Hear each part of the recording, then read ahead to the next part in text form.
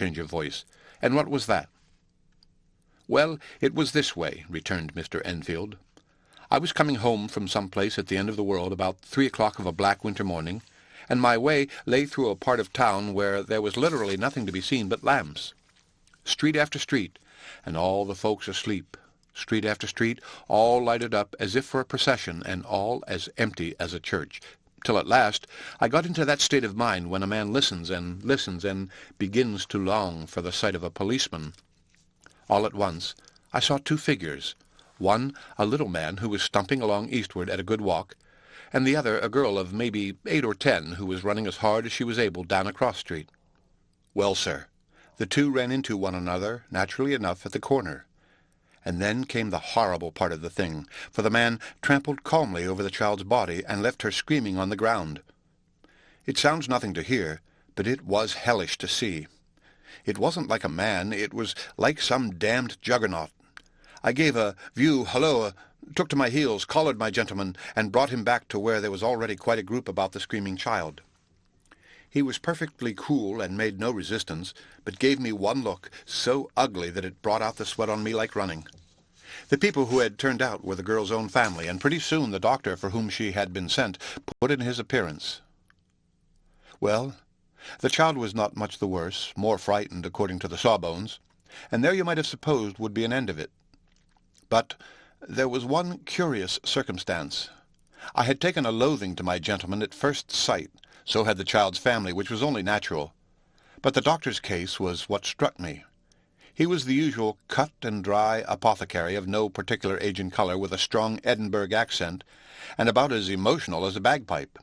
Well, sir, he was like the rest of us. Every time he looked at my prisoner, I saw that Sawbones turn sick and white with the desire to kill him. I knew what was in his mind, just as he knew what was in mine, and killing being out of the question, we did the next best. We told the man we could and would make such a scandal out of this as should make his name stink from one end of London to the other. If he had any friends or any credit, we undertook that he should lose them. And all the time, as we were pitching it in red hot, we were keeping the women off him as best we could, for they were as wild as harpies. I never saw a circle of such hateful faces, and there was the man in the middle with a kind of black, sneering coolness, frightened, too, I could see that, but carrying it off really like Satan. "If you choose to make capital out of this accident," said he, "I am naturally helpless. No gentleman but wishes to avoid a scene," says he. "Name your figure." Well, we screwed him up to £100 for the child's family. He would have clearly liked to stick out, but there was something about the lot of us that meant mischief, and at last he struck. The next thing was to get the money. And where do you think he carried us but to that place with the door? Whipped out a key, went in, and presently came back with a matter of £10 in gold and a cheque for the balance on Coots, drawn payable to bearer and signed with a name that I can't mention, though it's one of the points of my story, but it was a name at least very well known and often printed. The figure was stiff, but the signature was good for more than that, if it was only genuine. I took the liberty of pointing out to my gentleman that the whole business looked apocryphal, and that a man does not in real life walk into a cellar door at 4 in the morning and come out of it with another man's cheque for close upon £100. But he was quite easy and sneering. "Set your mind at rest," says he. "I will stay with you till the banks open and cash the cheque myself." So we all set off, the doctor and the child's father, and our friend and myself, and passed the rest of the night in my chambers. And next day, when we had breakfasted, went in a body to the bank.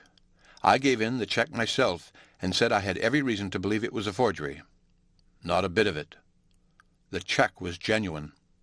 "Trot, trot," said Mr. Utterson. "I see you feel as I do," said Mr. Enfield. "Yes, it's a bad story. For my man was a fellow that nobody could have to do with, a really damnable man, and the person that drew the cheque is the very pink of the proprieties, celebrated too, and, what makes it worse, one of your fellows who do what they call good. Blackmail, I suppose, an honest man paying through the nose for some of the capers of his youth. Blackmail House is what I call that place, with the door in consequence. Though even that, you know, is far from explaining all," he added, and with the words fell into a vein of musing. From this he was recalled by Mr. Utterson asking rather suddenly, "And you don't know if the drawer of the cheque lives there?" "A likely place, isn't it?" returned Mr. Enfield, "but I happen to have noticed his address. He lives in some square or other." "And you never asked about the place with the door?" said Mr. Utterson. "No, sir. I had a delicacy," was the reply. "I feel very strongly about putting questions. It partakes too much of the style of the Day of Judgment. You start a question, and it's like starting a stone. You sit quietly on the top of a hill, and away the stone goes, starting others, and presently some bland old bird, the last you would have thought of, is knocked on the head in his own back garden, and the family have to change their name. No, sir. I make it a rule of mine. The more it looks like Queer Street, the less I ask." "A very good rule, too," said the lawyer. "But I have studied the place for myself," continued Mr. Enfield. "It seems scarcely a house. There is no other door, and nobody goes in or out of that one but once in a great while the gentleman of my adventure. There are 3 windows looking on the court on the first floor, none below. The windows are always shut, but they're clean. And then there is a chimney which is generally smoking, so somebody must live there, and yet it's not so sure, for the buildings are so packed together about that court that it's hard to say where one ends and another begins." The pair walked on again for a while in silence, and then, "Enfield," said Mr. Utterson, "that's a good rule of yours." "Yes, I think it is," returned Enfield. "But for all that," continued the lawyer, "there's one point I want to ask. I want to ask the name of that man who walked over the child." "Well," said Mr. Enfield, "I can't see what harm it would do. It was a man of the name of Hyde." Said Mr. Utterson. "What sort of a man is he to see?" "He is not easy to describe. There is something wrong with his appearance, something displeasing, something downright detestable. I never saw a man I so disliked, and yet I scarce know why. He must be deformed somewhere. He gives a strong feeling of deformity, although I couldn't specify the point. He's an extraordinary-looking man, and yet I really can name nothing out of the way. No, sir, I can make no hand of it. I can't describe him, and it's not want of memory, for I declare I can see him at this moment." Mr. Utterson walked some way in silence, and obviously under a weight of consideration. "You are sure he used a key?" he inquired at last. "My dear sir," began Enfield, surprised out of himself. "Yes, I know," said Utterson. "I know it must seem strange. The fact is, if I do not ask you the name of the other party, it is because I know it already. You see, Richard, your tale has gone home. If you have been inexact in any point, you had better correct it." "I think you might have warned me," returned the other, with a touch of sullenness. "But I have been pedantically exact, as you call it. The fellow had a key, and what's more, he still has it. I saw him use it not a week ago." Mr. Utterson sighed deeply, but said never a word, and the young man presently resumed. "Here is another lesson to say nothing," said he. "I am ashamed of my long tongue. Let us make a bargain never to refer to this again." "With all my heart," said the lawyer. "I shake hands on that, Richard." The end of Chapter 1. Chapter 2. A Search for Mr. Hyde. That evening Mr. Utterson came home to his bachelor house in sombre spirits, and sat down to dinner without relish. It was his custom of the Sunday, when this meal was over, to sit close by the fire, a volume of some dry divinity on his reading desk, until the clock of the neighboring church rang out the hour of 12, when he would go soberly and gratefully to bed. On this night, however, as soon as the cloth was taken away, he took up a candle and went into his business room. There he opened his safe, took from the most private part of it a document endorsed on the envelope as Dr. Jekyll's will, and sat down with a clouded brow to study its contents. The will was holograph, for Mr. Utterson, though he took charge of it now that it was made, had refused to lend the least assistance in the making of it. It provided not only that, in the case of the decease of Henry Jekyll, M.D., D.C.L., L.L.D., F.R.S., etc., all his possessions were to pass into the hands of his friend and benefactor, Edward Hyde, but that in case of Dr. Jekyll's disappearance or unexplained absence for any period exceeding 3 calendar months, the said Edward Hyde should step into the said Henry Jekyll's shoes without further delay, and free from any burthen or obligation beyond the payment of a few small sums to the members of the doctor's household. This document had long been the lawyer's eyesore. It offended him both as a lawyer and as a lover of the sane and customary sides of life, to whom the fanciful was the immodest. And hitherto it was his ignorance of Mr. Hyde that had swelled his indignation. Now, by a sudden turn, it was his knowledge. It was already bad enough when the name was but a name of which he could learn no more.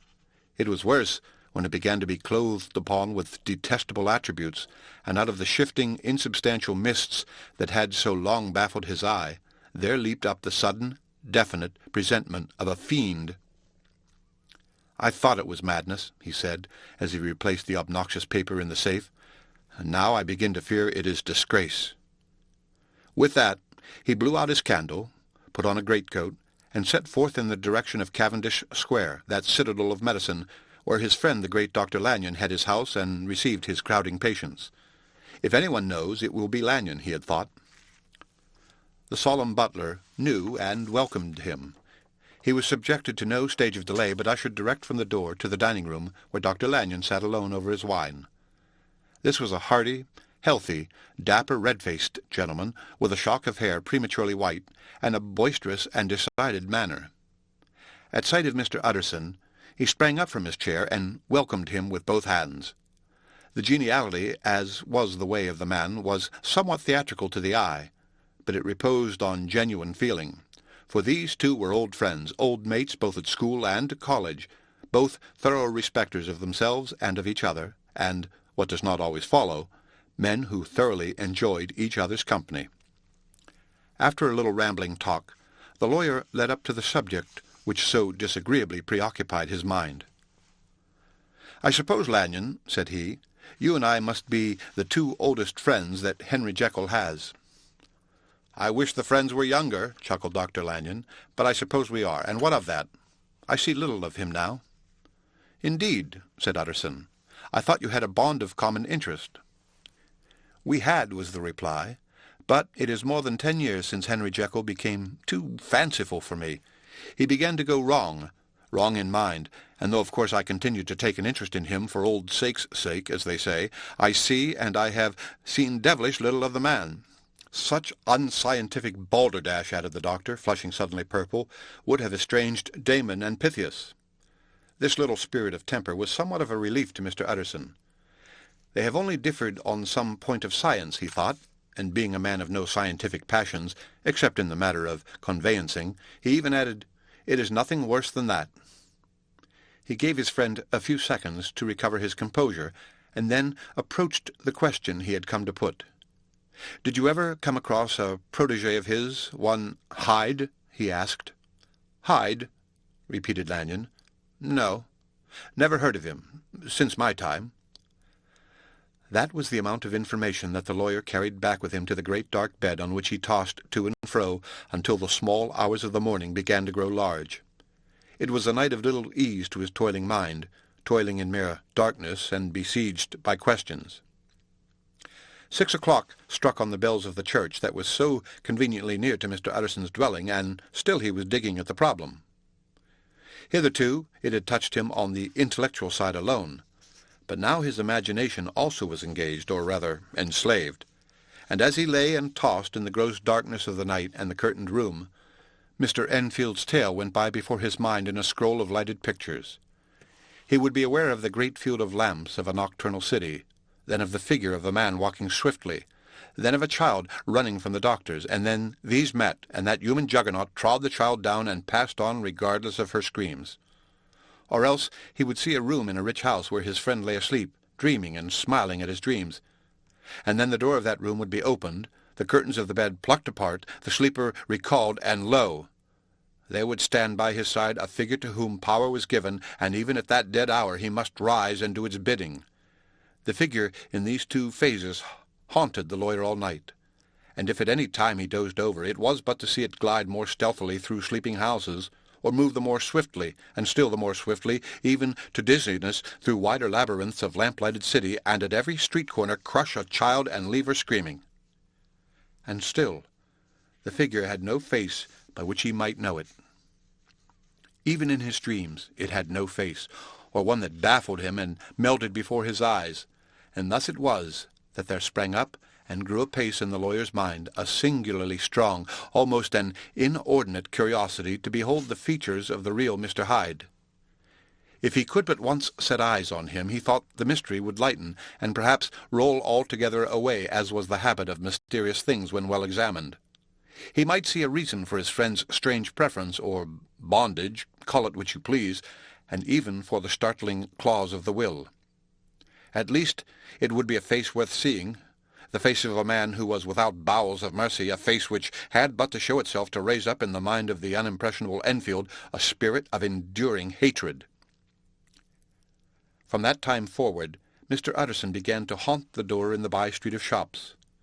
In the morning before office hours, at noon when business was plenty and time scarce, at night under the face of the fogged city moon, by all lights and at all hours of solitude or concourse, the lawyer was to be found on his chosen post. If he be Mr. Hyde, he had thought, I shall be Mr. Seek. And at last his patience was rewarded.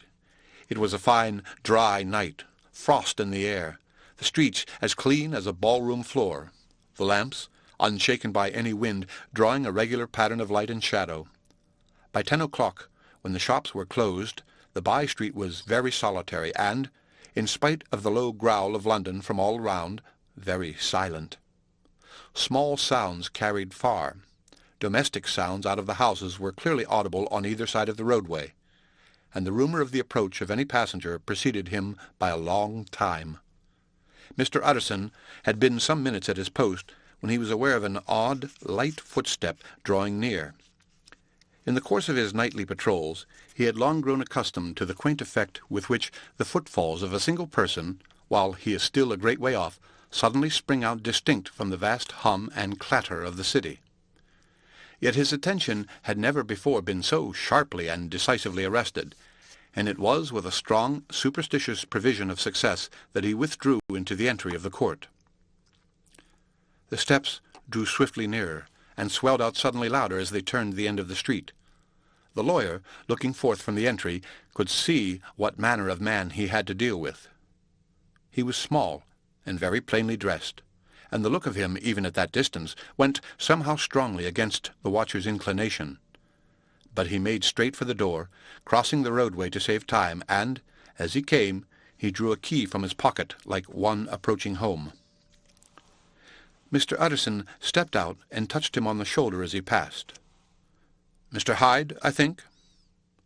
Mr. Hyde shrank back with a hissing intake of the breath. But his fear was only momentary, and though he did not look the lawyer in the face, he answered coolly enough, "That is my name. What do you want?" "I see you are going in," returned the lawyer. "I am an old friend of Dr. Jekyll's, Mr. Utterson of Gaunt Street. You must have heard my name, and meeting you so conveniently, I thought you might admit me." "You will not find Dr. Jekyll. He is from home," replied Mr. Hyde, blowing in the key. And then suddenly, but still without looking up, "How did you know me?" he asked. "On your side," said Mr. Utterson. "Will you do me a favor?" "With pleasure," replied the other. "What shall it be?" "Will you let me see your face?" asked the lawyer. Mr. Hyde appeared to hesitate, and then, as if upon some sudden reflection, fronted about with an air of defiance, and the pair stared at each other pretty fixedly for a few seconds. "Now I shall know you again," said Mr. Utterson. "It may be useful." "Yes," returned Mr. Hyde. "It is as well we have met, and apropos you should have my address." And he gave a number of a street in Soho. "Good God," thought Mr. Utterson, "can he too have been thinking of the will?" But he kept his feelings to himself, and only grunted in acknowledgment of the address. "And now," said the other, "how did you know me?" "By description," was the reply. "Whose description?" "We have common friends," said Mr. Utterson. "Common friends?" echoed Mr. Hyde a little hoarsely. "Who are they?" "Jekyll, for instance," said the lawyer. "He never told you," cried Hyde, with a flush of anger. "I did not think you would have lied." "Come," said Mr. Utterson, "that is not fitting language." The other snarled aloud into a savage laugh, and the next moment, with extraordinary quickness, he had unlocked the door and disappeared into the house. The lawyer stood a while when Mr. Hyde had left him, the picture of disquietude. Then he began slowly to mount the street, pausing every step or two and putting his hand to his brow like a man in mental perplexity. The problem he was thus debating as he walked was one of a class that is rarely solved. Mr. Hyde was pale and dwarfish. He gave an impression of deformity without any nameable malformation. He had a displeasing smile. He had borne himself to the lawyer with a sort of murderous mixture of timidity and boldness, and he spoke with a husky, whispering, and somewhat broken voice. All these were points against him, but not all of those together could explain the hitherto unknown disgust, loathing, and fear with which Mr. Utterson regarded him. "There must be something else," said the perplexed gentleman. "There is something more, if I could find a name for it. God bless me, the man seems hardly human. Something troglodytic, shall we say? Or can it be the old story of Dr. Fell? Or is it the mere radiance of a foul soul, and that thus transpires through and transfigures its clay continent? The last, I think, for, oh, my poor old Harry Jekyll, if ever I read Satan's signature upon a face, it is on that of your new friend." Round the corner from the by-street there was a square of ancient, handsome houses, now for the most part decayed from their high estate, and let in flats and chambers to all sorts and conditions of men, map engravers, architects, shady lawyers, and the agents of obscure enterprises. One house, however, second from the corner, was still occupied entire, and at the door of this, which wore a great air of wealth and comfort, though it was now plunged in darkness except for the fanlight, Mr. Utterson stopped and knocked. A well-dressed elderly servant opened the door. "Is Dr. Jekyll at home, Poole?" asked the lawyer. "I will see Mr. Utterson," said Poole, admitting the visitor as he spoke into a large, low-roofed, comfortable hall, paved with flags, warmed, after the fashion of a country house, by a bright open fire, and furnished with costly cabinets of oak. "Will you wait here by the fire, sir, or shall I give you a light in the dining-room?" "Here, thank you," said the lawyer, and he drew near and leaned on the tall fender. This hall, in which he was now left alone, was a pet fancy of his friend the doctor's, and Utterson himself was wont to speak of it as the pleasantest room in London. But tonight there was a shudder in his blood. The face of Hyde sat heavy on his memory. He felt, what was rare with him, a nausea and distaste of life, and in the gloom of his spirits he seemed to read a menace in the flickering of the firelight on the polished cabinets and the uneasy starting of the shadow on the roof. He was ashamed of his relief when Poole presently returned to announce that Dr. Jekyll was gone out. "I saw Mr. Hyde go in by the old dissecting-room door, Poole," he said. "Is that right, when Dr. Jekyll is from home?" "Quite right, Mr. Utterson, sir," replied the servant. "Mr. Hyde has a key." "Your master seems to repose a great deal of trust in that young man, Poole," resumed the other musingly. "Yes, sir, he do indeed," said Poole. "We have all orders to obey him."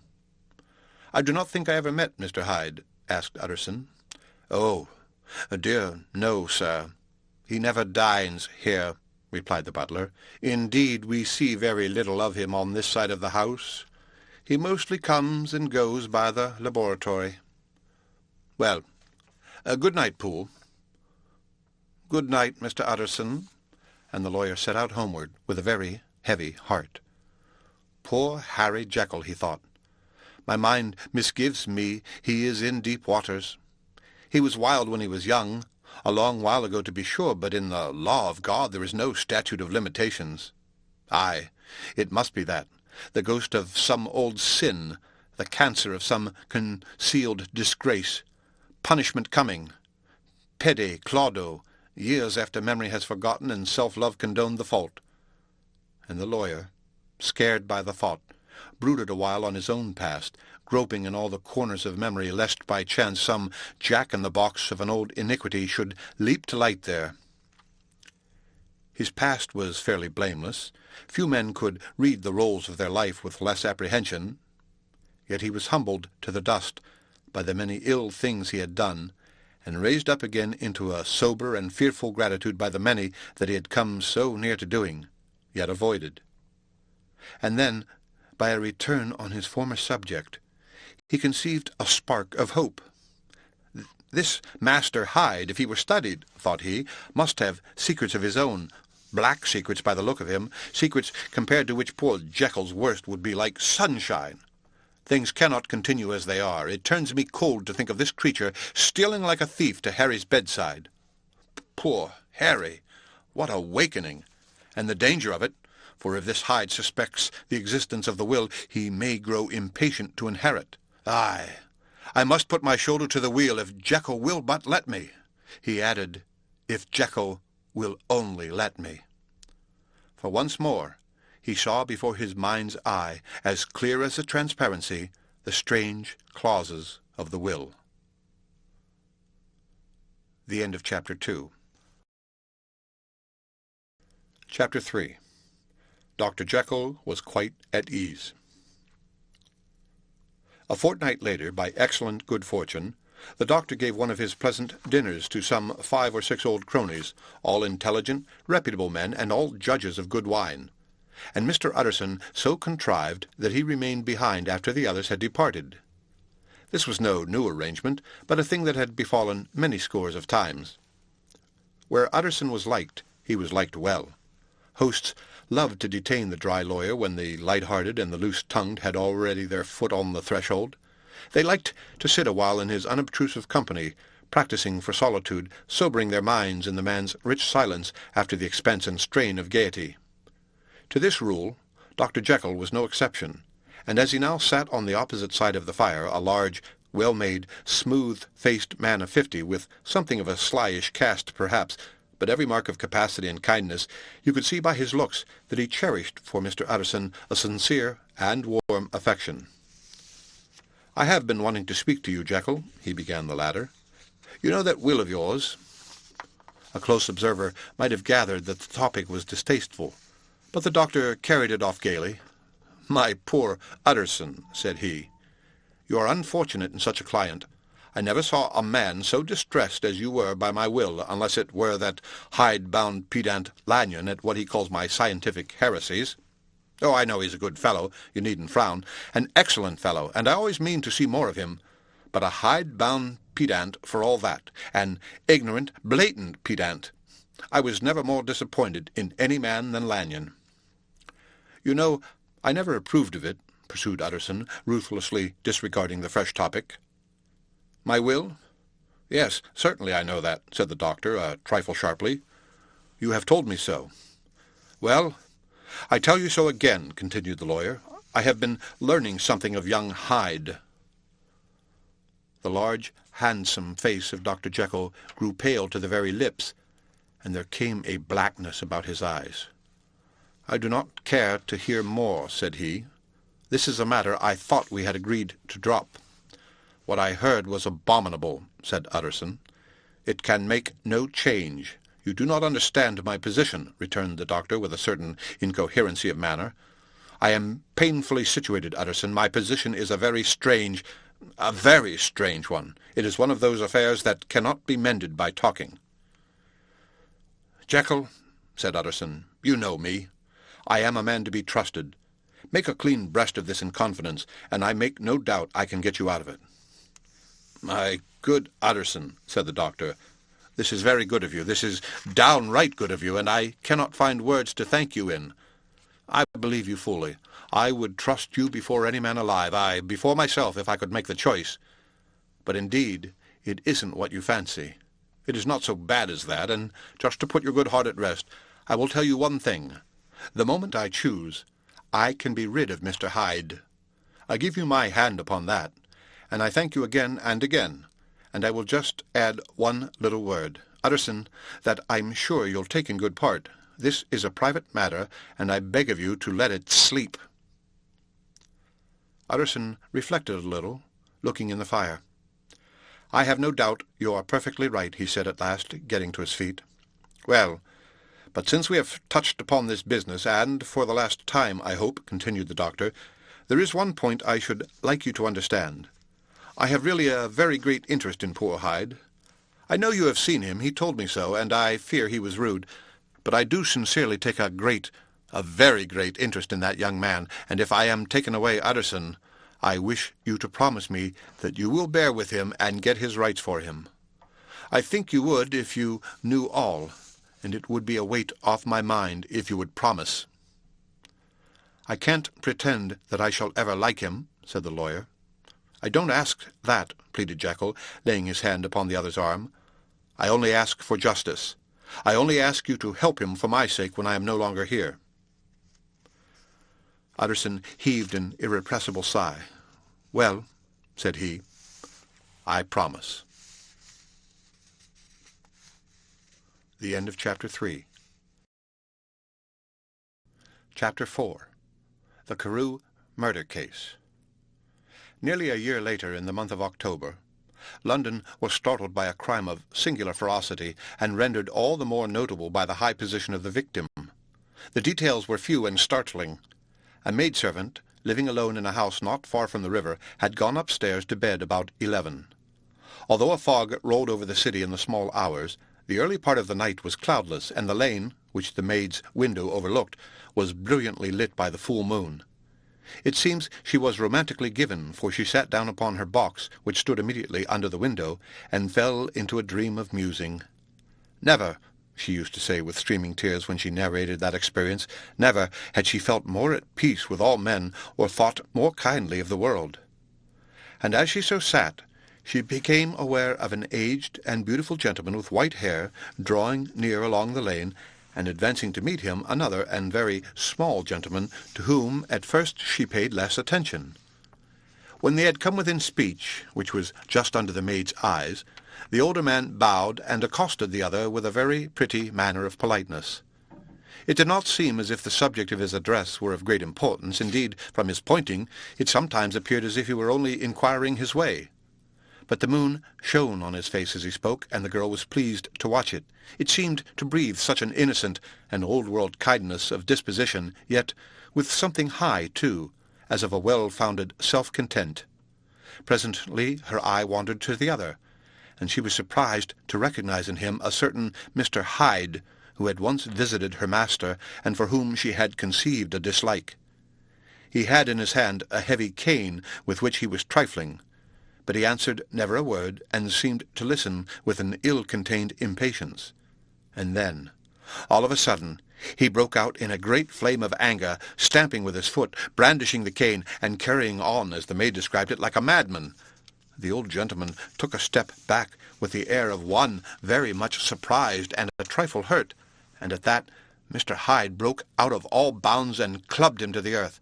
And next moment, with ape-like fury, he was trampling his victim under foot, and hailing down a storm of blows under which the bones were audibly shattered, and the body jumped upon the roadway. At the horror of those sights and sounds the maid fainted. It was 2 o'clock when she came to herself, and called for the police. The murderer was gone long ago, but there lay his victim in the middle of the lane, incredibly mangled. The stick with which the deed had been done, although it was of some rare and very tough and heavy wood, had broken in the middle under the stress of his insensate cruelty, and one splintered half had rolled in the neighboring gutter. The other, without doubt, had been carried away by the murderer. A purse and a gold watch were found upon the victim, but no cards or papers, except a sealed and stamped envelope, which he had been probably carrying to the post, and which bore the name and address of Mr. Utterson. This was brought to the lawyer the next morning before he was out of bed, and he had no sooner seen it and been told the circumstances than he shot out a solemn lip. "I shall say nothing till I have seen the body," said he. "This may be very serious. Have the kindness to wait while I dress." And with the same grave countenance he hurried through his breakfast and drove to the police station whither the body had been carried. As soon as he came into the cell he nodded. "Yes," said he, "I recognize him. I am sorry to say that this is Sir Danvers Carew." "Good God, sir!" exclaimed the officer. "Is it possible?" And the next moment his eye lighted up with professional ambition. "This will make a deal of noise," he said, "and perhaps you can help us to the man." And he briefly narrated what the maid had seen, and showed the broken stick. Mr. Utterson had already quailed at the name of Hyde, but when the stick was laid before him, He could doubt no longer. Broken and battered as it was, he recognized it for one that he had himself presented many years before to Henry Jekyll. "Is this Mr. Hyde a person of small stature?" he inquired. "Particularly small, and particularly wicked-looking is what the maid calls him," said the officer. Mr. Utterson reflected, and then, raising his head, "If you will come with me in my cab," he said, "I think I can take you to his house." It was by this time about 9 in the morning, and the first fog of the season.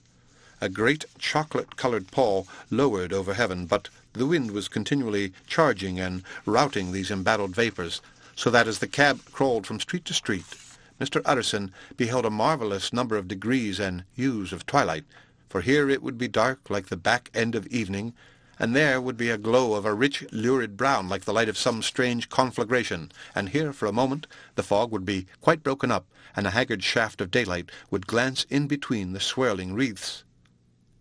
The dismal quarter of Soho, seen under these changing glimpses, with its muddy ways and slatternly passengers, and its lamps which had never been extinguished or had been kindled afresh to combat this mournful reinvasion of darkness, seemed in the lawyer's eyes like a district of some city in a nightmare.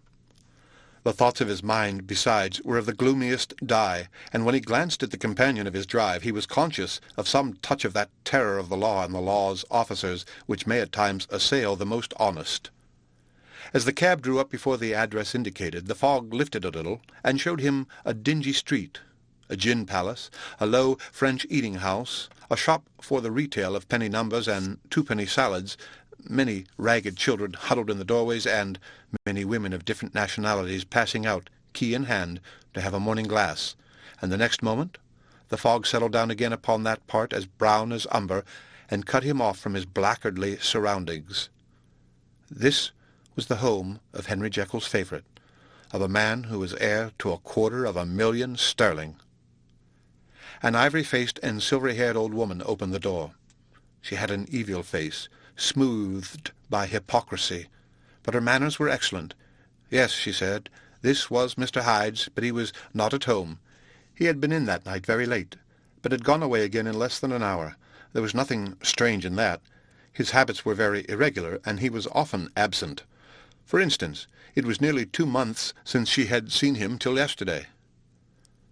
"Very well, then. We wish to see his rooms," said the lawyer, and when the woman began to declare it was impossible, "I had better tell you who this person is," he added. "This is Inspector Newcomen of Scotland Yard." A flash of odious joy appeared upon the woman's face. "Ah," said she, "he is in trouble. What has he done?" Mr. Utterson and the inspector exchanged glances. "He don't seem a very popular character," observed the latter. "And now, my good woman, just let me and this gentleman have a look about us." In the whole extent of the house, which, but for the old woman, remained otherwise empty, Mr. Hyde had only used a couple of rooms, but these were furnished with luxury and good taste. A closet was filled with wine, the plate was of silver, the napery elegant. A good picture hung upon the walls, a gift, as Utterson supposed, from Henry Jekyll, who was much of a connoisseur, and the carpets were of many plies and agreeable in colour. At this moment, however, the rooms bore every mark of having been recently and hurriedly ransacked. Clothes lay about the floor with their pockets inside out. Lock-fast drawers stood open, and on the hearth there lay a pile of grey ashes, as though many papers had been burned. From these embers the inspector disinterred the butt-end of a green cheque-book which had resisted the action of the fire. The other half of the stick was found behind the door, and as this clinched his suspicions, the officer declared himself delighted. A visit to the bank, where several £1,000 were found to be lying to the murderer's credit, completed his gratification. "You may depend upon it, sir," he told Mr. Utterson, "I have him in my hand. He must have lost his head, or he never would have left the stick, or, above all, burned the cheque-book. Why, money's life to the man. We have nothing to do but wait for him at the bank and get out the handbills." This last, however, was not so easy of accomplishment, for Mr. Hyde had numbered few familiars. Even the master of the servant-maid had only seen him twice. His family could nowhere be traced. He had never been photographed, and the few who could describe him differed widely, as common observers will. Only on one point were they agreed. and that was the haunting sense of unexpressed deformity with which the fugitive impressed his beholders. The end of Chapter 4. Chapter 5. The Incident of the Letter. It was late in the afternoon when Mr. Utterson found his way to Dr. Jekyll's door, where he was at once admitted by Poole, and carried down by the kitchen offices and across a yard, which had once been a garden, to the building which was indifferently known as the laboratory or the dissecting rooms. The doctor had bought the house from the heirs of a celebrated surgeon, and his own tastes being rather chemical than anatomical, had changed the destination of the block at the bottom of the garden. It was the first time that the lawyer had been received in that part of his friend's quarters, and he eyed the dingy, windowless structure with curiosity, and gazed round with a distasteful sense of strangeness as he crossed the theatre, once crowded with eager students, and now lying gaunt and silent, the tables laden with chemical apparatus, the floor strewn with crates and littered with packing straw, and the light falling dimly through the foggy cupola. At the further end a flight of stairs mounted to a door covered with red baize, and through this Mr. Utterson was at last received into the doctor's cabinet. It was a large room, fitted round with glass presses, furnished, among other things, with a cheval glass and a business table, and looking out upon the court by 3 dusty windows barred with iron. A fire burned in the grate.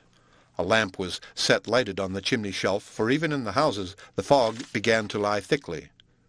And there, close up to the warmth, sat Dr. Jekyll, looking deadly sick. He did not rise to meet his visitor, but held out a cold hand and bade him welcome in a changed voice. "And now," said Mr. Utterson as soon as Poole had left them, "you have heard the news?" The doctor shuddered. "They were crying it in the square," he said. "I heard them in my dining-room." "One word," said the lawyer. "Carew is my client, but so are you, and I want to know what I am doing. You have not been mad enough to hide this fellow." "Utterson, I swear to God," cried the doctor, "I swear to God I will never set eyes on him again.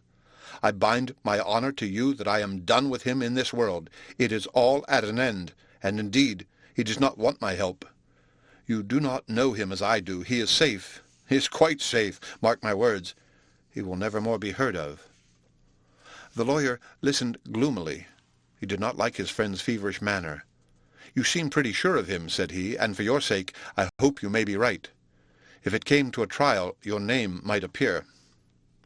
"I am quite sure of him," replied Jekyll. "I have grounds for certainty that I cannot share with anyone. But there is one thing on which you may advise me. I have received a letter, and I am at a loss whether I should show it to the police. I should like to leave it in your hands, Utterson. You would judge wisely, I am sure. I have so great a trust in you." "You fear, I suppose, that it might lead to his detection?" asked the lawyer.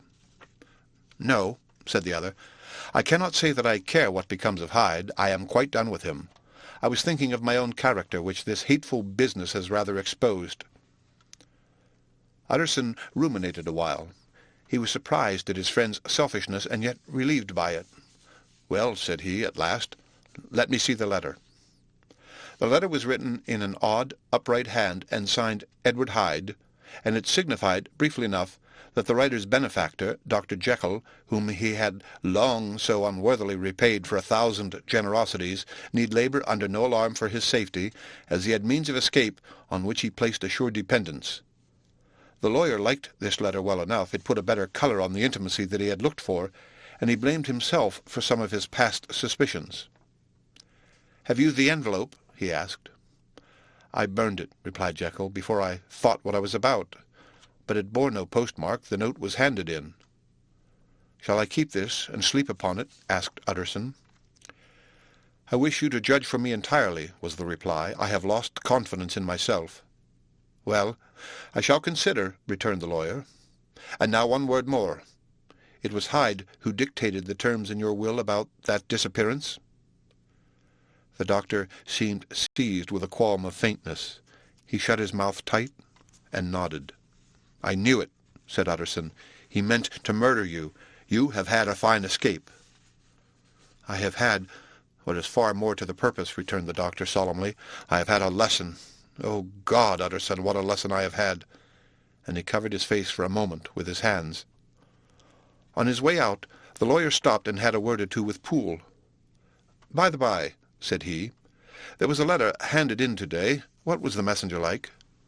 But Poole was positive nothing had come except by post, and only circulars by that, he added. This news sent off the visitor with his fears renewed. Plainly the letter had come by the laboratory door. Possibly, indeed, it had been written in the cabinet, and if that were so, it must be differently judged and handled with the more caution. The newsboys, as he went, were crying themselves hoarse along the footways. "Special edition! Shocking murder of an MP!" That was the funeral oration of one friend and client, and he could not help a certain apprehension lest the good name of another should be sucked down in the eddy of the scandal. It was at least a ticklish decision that he had to make, and self-reliant as he was by habit, he began to cherish a longing for advice. It was not to be had directly, but perhaps he thought it might be fished for. Presently, after he sat on one side of his own hearth, with Mr. Guest, his head clerk, upon the other, and midway between, at a nicely calculated distance from the fire, a bottle of a particular old wine that had long dwelt unsunned in the foundations of his house. The fog still slept on the wing above the drowned city, where the lamps glimmered like carbuncles, and through the muffle and smother of these fallen clouds, the procession of the town's life was still rolling in through the great arteries with a sound as of a mighty wind. But the room was gay with firelight. In the bottle the acids were long ago resolved. The imperial dye had softened with time, as the colour grows richer in stained windows, and the glow of hot autumn afternoons on hillside vineyards was ready to be set free and to disperse the fogs of London. Insensibly the lawyer melted. There was no man from whom he kept fewer secrets than Mr. Guest, and he was not always sure that he kept as many as he meant. Guest had often been on business to the doctor's. He knew Poole. He could scarce have failed to hear of Mr. Hyde's familiarity about the house. He might draw conclusions. Was it not as well, then, that he should see a letter which put that mystery to rights? And above all, since Guest, being a great student and critic of handwriting, would consider the step natural and obliging? The clerk, besides, was a man of counsel. He would scarce read so strange a document without dropping a remark, and by that remark Mr. Utterson might shape his future course. "This is a sad business about Sir Danvers," he said. "Yes, sir, indeed. It has elicited a great deal of public feeling," returned Guest. "The man, of course, was mad." "I should like to hear your views on that," replied Utterson. "I have a document here in his handwriting. It is between ourselves, for I scarce know what to do about it. It is an ugly business at the best. But here it is, quite in your way, a murderer's autograph." Guest's eyes brightened, and he sat down at once and studied it with passion. "No, sir," he said, "not mad, but it is an odd hand, and by all accounts a very odd writer," added the lawyer. Just then the servant entered with a note. "Is that from Dr. Jekyll, sir?" inquired the clerk. "I thought I knew the writing. Anything private, Mr. Utterson?" "Only an invitation to dinner. Why? Do you want to see it?" "One moment." "I thank you, sir," and the clerk laid the 2 sheets of paper alongside and sedulously compared their contents. "Thank you, sir," he said at last, returning both. "It's a very interesting autograph." There was a pause, during which Mr. Utterson struggled with himself. "Why did you compare them, Guest?" he inquired suddenly. "Well, sir," returned the clerk, "there's a rather singular resemblance. The 2 hands are in many points identical, only differently sloped." "Rather quaint," said Utterson. "It is, as you say, rather quaint," returned Guest. "I wouldn't speak of this note, you know," said the master. "No, sir," said the clerk, "I understand." But no sooner was Mr. Utterson alone that night than he locked the note into a safe, where it reposed from that time forward. "What?" he thought. "Henry Jekyll forged for a murderer?" And his blood ran cold in his veins.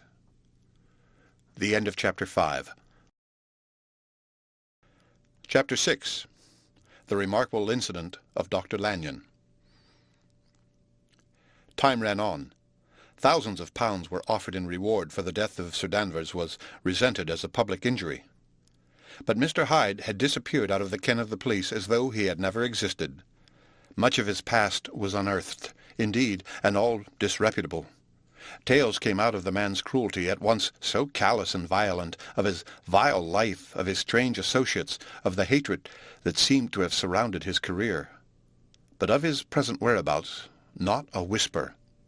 From the time he had left the house in Soho on the morning of the murder, he was simply blotted out. And gradually, as time drew on, Mr. Utterson began to recover from the hotness of his alarm, and to grow more at quiet with himself. The death of Sir Danvers was, to his way of thinking, more than paid for by the disappearance of Mr. Hyde. Now that that evil influence had been withdrawn, a new life began for Dr. Jekyll. He came out of his seclusion, renewed relations with his friends, became once more their familiar guest and entertainer, and whilst he had always been known for charities, he was now no less distinguished for religion. He was busy. He was much in the open air. He did good. His face seemed to open and brighten, as if with an inward consciousness of service, and for more than 2 months the doctor was at peace. On the 8th of January, Utterson had dined at the doctor's with a small party.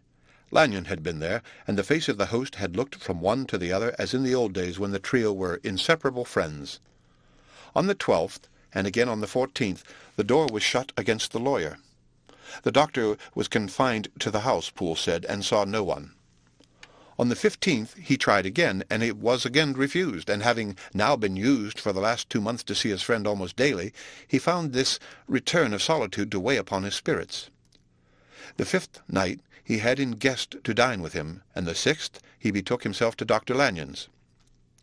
There at least he was not denied admittance, but when he came in he was shocked at the change which had taken place in the doctor's appearance. He had his death warrant written legibly upon his face. The rosy man had grown pale, his flesh had fallen away.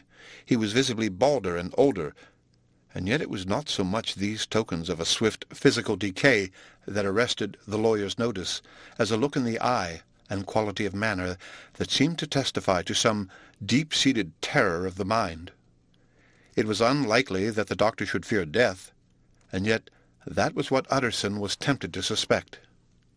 Yes, he thought, he is a doctor. He must know his own state, and that his days are counted, and the knowledge is more than he can bear. And yet, when Utterson remarked on his ill looks, it was with an air of greatness that Lanyon declared himself a doomed man. "I have had a shock," he said, "and I shall never recover. It is a question of weeks. Well, life has been pleasant.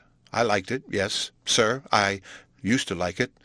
I sometimes think if we knew all, we should be more glad to get away." "Jekyll is ill too," observed Utterson. "Have you seen him?" But Lanyon's face changed, and he held up a trembling hand. "I wish to see or hear no more of Dr. Jekyll," he said in a loud, unsteady voice. "I am quite done with that person, and I beg that you will spare me any allusion to one whom I regard as dead." "Tut, tut," said Mr. Utterson, and then, after a considerable pause, "Can't I do anything?" he inquired. "We are 3 very old friends, Lanyon. We shall not live to make others." "Nothing can be done," returned Lanyon. "Ask himself." "He will not see me," said the lawyer. "I am not surprised at that," was the reply.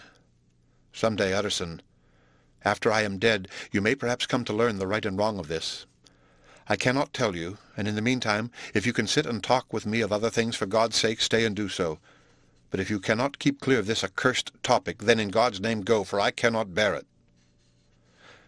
As soon as he got home, Utterson sat down and wrote to Jekyll, complaining of his exclusion from the house, and asking the cause of this unhappy break with Lanyon, and the next day brought him a long answer, often very pathetically worded, and sometimes darkly mysterious in drift. The quarrel with Lanyon was incurable. "I do not blame our old friend," Jekyll wrote, "but I share his view that we must never meet. I mean from henceforth to lead a life of extreme seclusion. You must not be surprised, nor must you doubt my friendship, if my door is often shut even to you. You must suffer me to go my own dark way. I have brought on myself a punishment and a danger that I cannot name. If I am the chief of sinners, I am the chief of sufferers too. I could not think that this earth contained a place for sufferings and terrors so unmanning. And you can do but one thing, Utterson, to lighten this destiny, and that is to respect my silence." Utterson was amazed. The dark influence of Hyde had been withdrawn. The doctor had returned to his old tasks and amities a week ago. The prospect had smiled with every promise of a cheerful and an honoured age. And now, in a moment, friendship and peace of mind and the whole tenor of his life were wrecked. So great and unprepared a change pointed to madness, but in view of Lanyon's manner and words, there must lie for it some deeper ground. A week afterwards, Dr. Lanyon took to his bed, and in something less than a fortnight he was dead.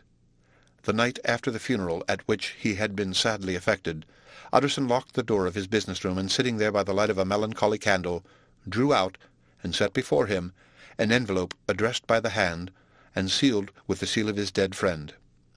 Private, for the hands of G. J. Utterson alone, and in case of his predecease to be destroyed unread, so it was emphatically superscribed, and the lawyer dreaded to behold the contents. "I have buried one friend today," he thought.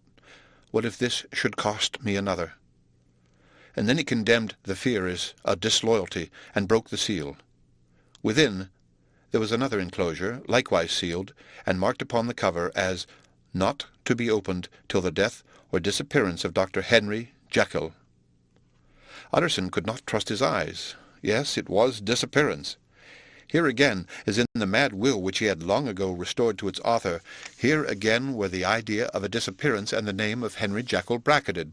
But in the will, that idea had sprung from the sinister suggestion of the man Hyde. It was set there with a purpose all too plain and horrible. Written by the hand of Lanyon, what should it mean? A great curiosity came on the trustee to disregard the prohibition and dive at once to the bottom of these mysteries. But professional honour and faith to his dead friend were stringent obligations, and the packet slept in the inmost corner of his private safe. It is one thing to mortify curiosity, another to conquer it, and it may be doubted if, from that day forth, Utterson desired the society of his surviving friend with the same eagerness. He thought of him kindly, but his thoughts were disquieted and fearful. He went to call indeed, but he was perhaps relieved to be denied admittance.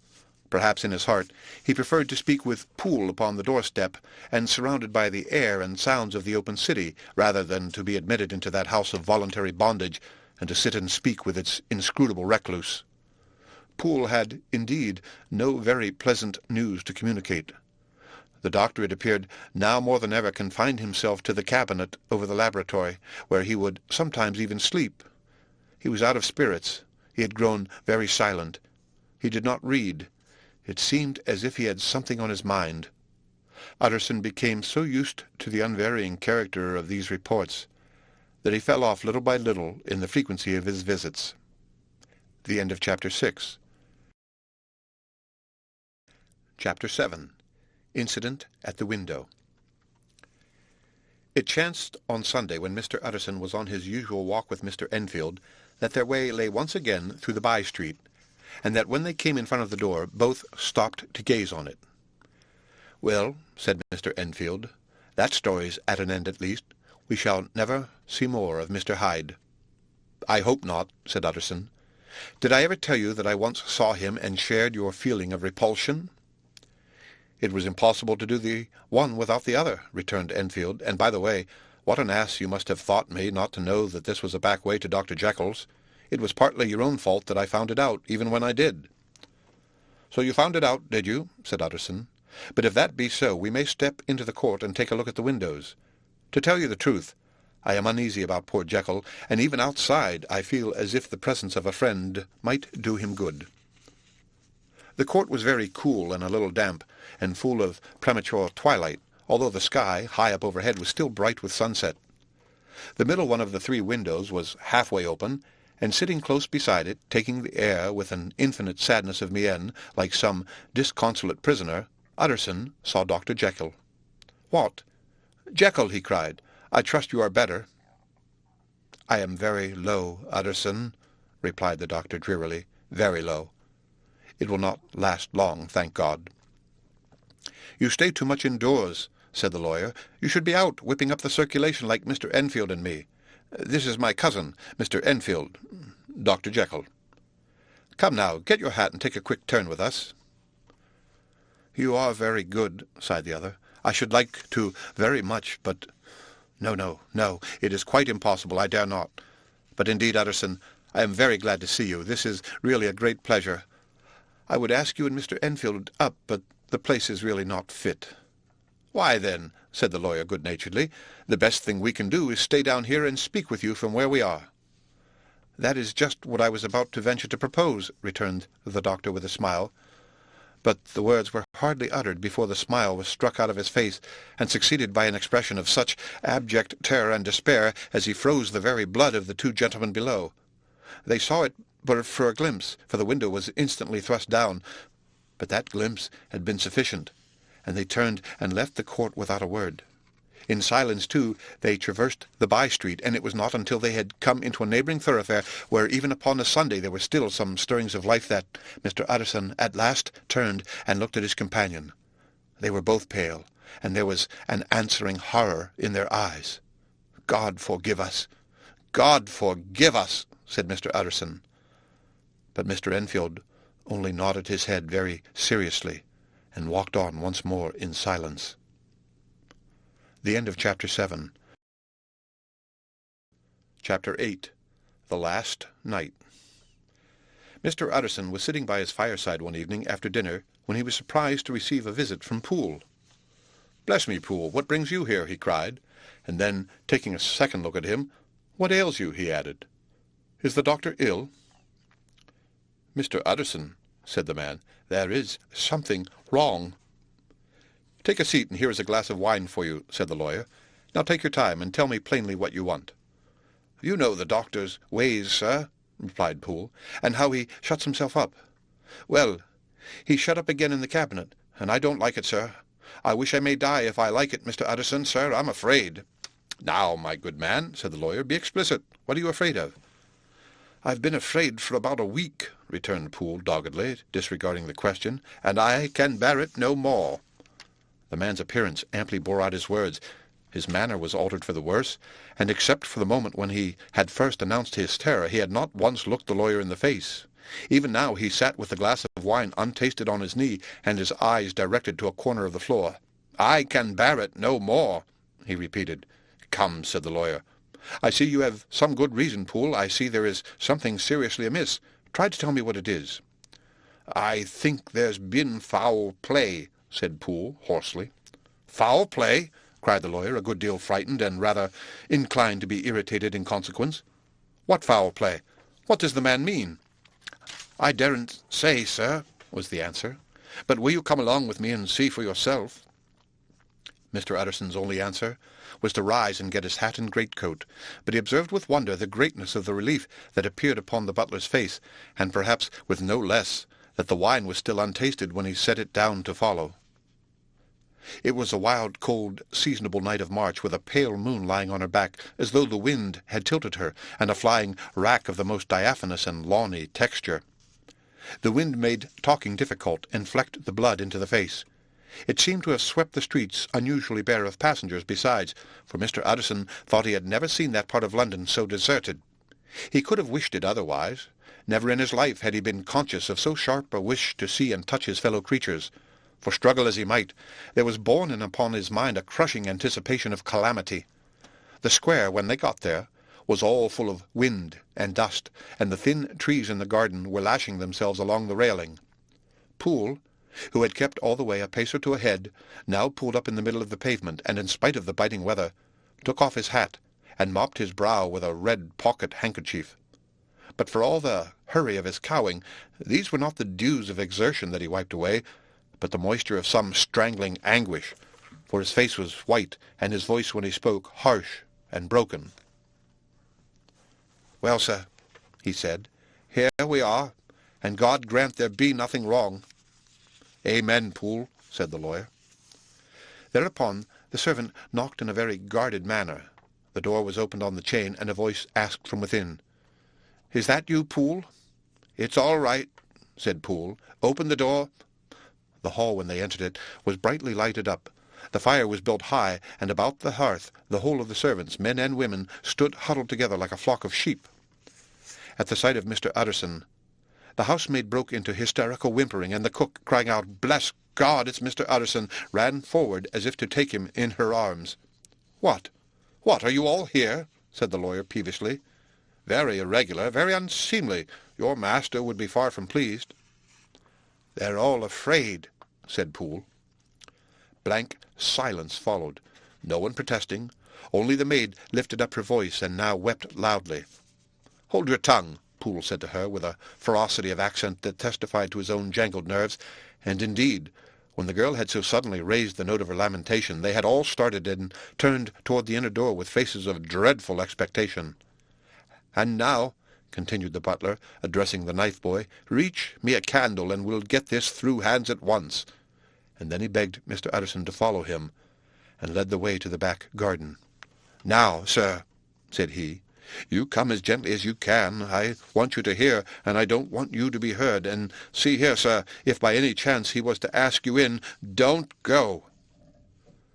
Mr. Utterson's nerves at this unlooked-for termination gave a jerk that nearly threw him from his balance, but he recollected his courage, and followed the butler into the laboratory building, and through the surgical theatre with its lumber of crates and bottles to the foot of the stair.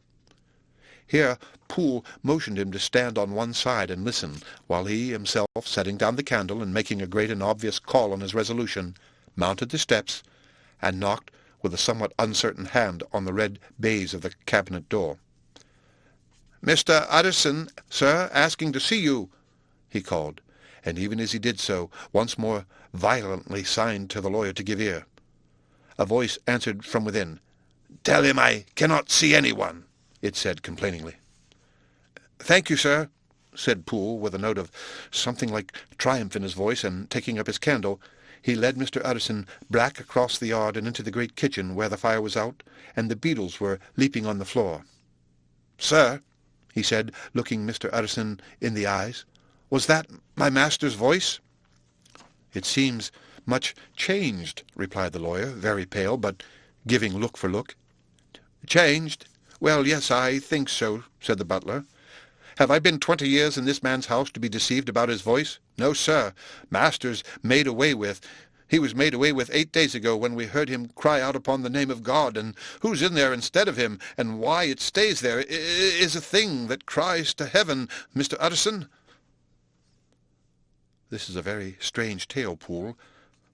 This is rather a wild tale, my man," said Mr. Utterson, biting his finger. "Suppose it were as you suppose. Supposing Dr. Jekyll to have been, well, murdered. What could induce the murderer to stay? That won't hold water. It doesn't commend itself to reason." "Well, Mr. Utterson, you are a hard man to satisfy, but I'll do it yet," said Poole. "All this last week you must know him, or it, or whatever it is that lives in that cabinet, has been crying night and day for some sort of medicine, and cannot get it to his mind. It was sometimes his way, the master's, that is, to write his orders on a sheet of paper and throw it on the stair. We've had nothing else this week back, nothing but papers and a closed door, and the very meals left there to be smuggled in when nobody was looking. Well, sir, every day and twice and thrice in the same day there have been orders and complaints, and I have been sent flying to all the wholesale chemists in town.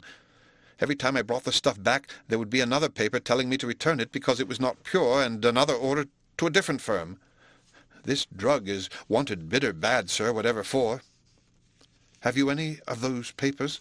asked Mr. Utterson. Poole felt in his pocket and handed out a crumpled note, which the lawyer, bending nearer to his candle, carefully examined.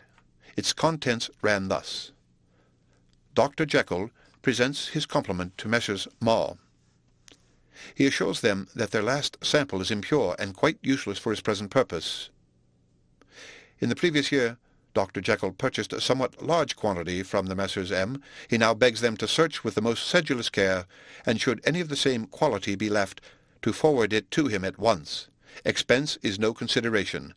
The importance of this to Dr. Jekyll can hardly be exaggerated."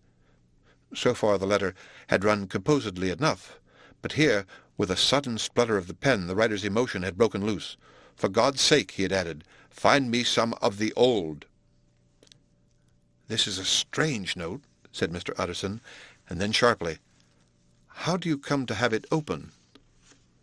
"The man at Mawes was main angry, sir, and he threw it back to me like so much dirt," returned Poole. "This is unquestionably the doctor's hand, you know," resumed the lawyer. "I thought it looked like it," said the servant rather sulkily, and then with another voice, "But what matters hand of right?" he said. "I've seen him." "Seen him?" replied Mr. Utterson. "Well?" "That's it," said Poole. "It was this way. I came suddenly into the theatre from the garden. It seems he had slipped out to look for this drug or whatever it is, for the cabinet door was open, and there he was at the far end of the room, digging among the crates.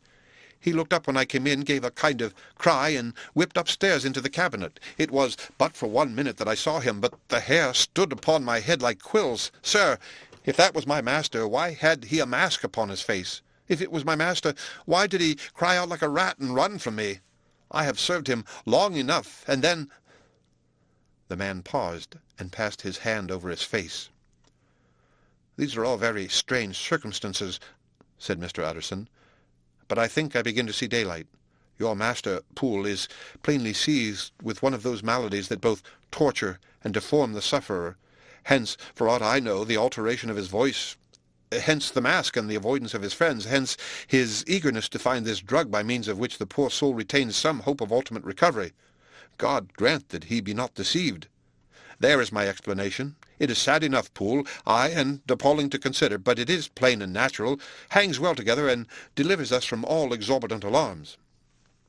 "Sir," said the butler, turning to a sort of mottled pallor, "that thing was not my master, and there's the truth. My master," here he looked round him and began to whisper, "is a tall, fine build of a man, and this was more of a dwarf." Utterson attempted to protest. "Oh, sir," cried Poole, "do you think I do not know my master after 20 years? Do you think I do not know where his head comes to in the cabinet door, where I saw him every morning of my life? No, sir. That thing in the mask was never Dr. Jekyll. God knows what it was, but it was never Dr. Jekyll. And it is the belief of my heart that there was murder done." "Poole," replied the lawyer, "if you say that, it will become my duty to make certain. Much as I desire to spare your master's feelings, much as I am puzzled by this note, which seems to prove him to be still alive, I shall consider it my duty to break in that door." "Ah, Mr. Utterson, that's talking," cried the butler. "And now comes the second question," resumed Utterson. "Who is going to do it?" "Why, you and me," was the undaunted reply. "That's very well said," returned the lawyer, "and whatever comes of it, I shall make it my business to see you are no loser." "There is an axe in the theatre," continued Poole, "and you might take the kitchen poker for yourself." The lawyer took that rude but weighty instrument into his hand and balanced it. "Do you know, Poole," he said, looking up, "that you and I are about to place ourselves in a position of some peril?" "You may say so, sir, indeed," returned the butler. "It is well, then, that we should be frank," said the other. "We both think more than we have said. Let us make a clean breast. This masked figure that you saw, did you recognize it?" "Well, sir, it went so quick, and the creature was so doubled up, that I could hardly swear to that," was the answer. "But if you mean, was it Mr. Hyde? Why, yes, I think it was. You see, it was much of the same bigness, and it had the same quick, light way with it, and then who else could have got in by the laboratory door? You have not forgot, sir, that at the time of the murder he still had the key with him. But that's not all. I don't know, Mr. Utterson, if ever you met this Mr. Hyde?" "Yes," said the lawyer. "I once spoke with him." "Then you must know as well as the rest of us that there was something queer about that gentleman. Something that gave a man a turn. I don't know rightly how to say it, sir, beyond this, that you felt it in your marrow, kind of cold and thin." "I own I felt something of what you describe," said Mr. Utterson. "Quite so, sir," returned Poole. "Well, when that masked thing like a monkey jumped from among the chemicals and whipped into the cabinet, it went down my spine like ice. Oh, I know it's not evidence, Mr. Utterson, I'm book-learned enough for that, but a man has his feelings, and I give you my Bible word it was Mr. Hyde." "Aye, aye," said the lawyer, "my fears incline to the same point. Evil, I fear, founded. Evil was sure to come of that connection. Truly I believe you. I believe poor Harry is killed, and I believe his murderer, for what purpose God alone can tell, is still lurking in his victim's room. Well, let our name be vengeance. Call Bradshaw." The footman came at the summons, very white and nervous. "Pull yourself together, Bradshaw," said the lawyer. "This suspense, I know, is telling upon all of you, but it is now our intention to make an end of it. Poole here and I are going to force our way into the cabinet. If all is well, my shoulders are broad enough to bear the blame. Meanwhile, lest anything should really be amiss or any malefactor seek to escape by the back, you and the boy must go round the corner with a pair of good sticks and take your post at the laboratory door. We give you 10 minutes to get to your stations." As Bradshaw left, the lawyer looked at his watch. "And now, Poole, let us get to ours," he said, and taking the poker under his arm led the way into the yard. The scud had banked over the moon, and it was now quite dark. The wind, which only broke in puffs and draughts into that deep well of a building, tossed the light of the candle to and fro about their steps until they came into the shelter of the theatre, where they sat down silently to wait. London hummed solemnly all around, but nearer at hand the stillness was only broken by the sound of a footfall moving to and fro along the cabinet floor. "So it will walk all day, sir," whispered Poole. "Aye, and the better part of the night. Only when a new sample comes from the chemist there's a bit of a break. It's an ill conscience that's such an enemy to rust. Sir, there's blood foully shed in every step of it. But hark again, a little closer. Put your heart in your ears, Mr. Utterson, and tell me, is that the doctor's foot?" The steps fell lightly and oddly, with a certain swing, for all they went so slowly. It was different indeed from the heavy, creaking tread of Henry Jekyll. Utterson sighed. "Is there never anything else?" he asked. Poole nodded. "Once," he said. "Once I heard it weeping." "Weeping? How that?" said the lawyer, conscious of a sudden chill of horror. "Weeping like a woman or a lost soul," said the butler. "I came away with that upon my heart that I could have wept too." But now the 10 minutes drew to an end. Poole disinterred the axe from under a stack of packing straw. The candle was set upon the nearest table to light them to the attack, and they drew near with bated breath to where that patient foot was still going up and down in the quiet of the night. "Jekyll!" cried Utterson with a loud voice. "I demand to see you." He paused a moment, but there came no reply. "I give you fair warning. Our suspicions are aroused, and I must and shall see you," he resumed. "If not by fair means, then by foul. If not of your consent, then by brute force." "Utterson," said the voice, "for God's sake, have mercy." That's not Jekyll's voice, it's Hyde's," cried Utterson. "Down with the door, Poole." Poole swung the axe over his shoulder. The blow shook the building, and the red baize door leaped against the lock and hinges. A dismal screech, as of mere animal terror, rang from the cabinet. Up went the axe again, and again the panels crashed and the frame bounded. 4 times the blow fell, but the wood was tough, and the fittings were of excellent workmanship, and it was not until the 5th that the lock burst in sunder, and the wreck of the door fell inwards on the carpet.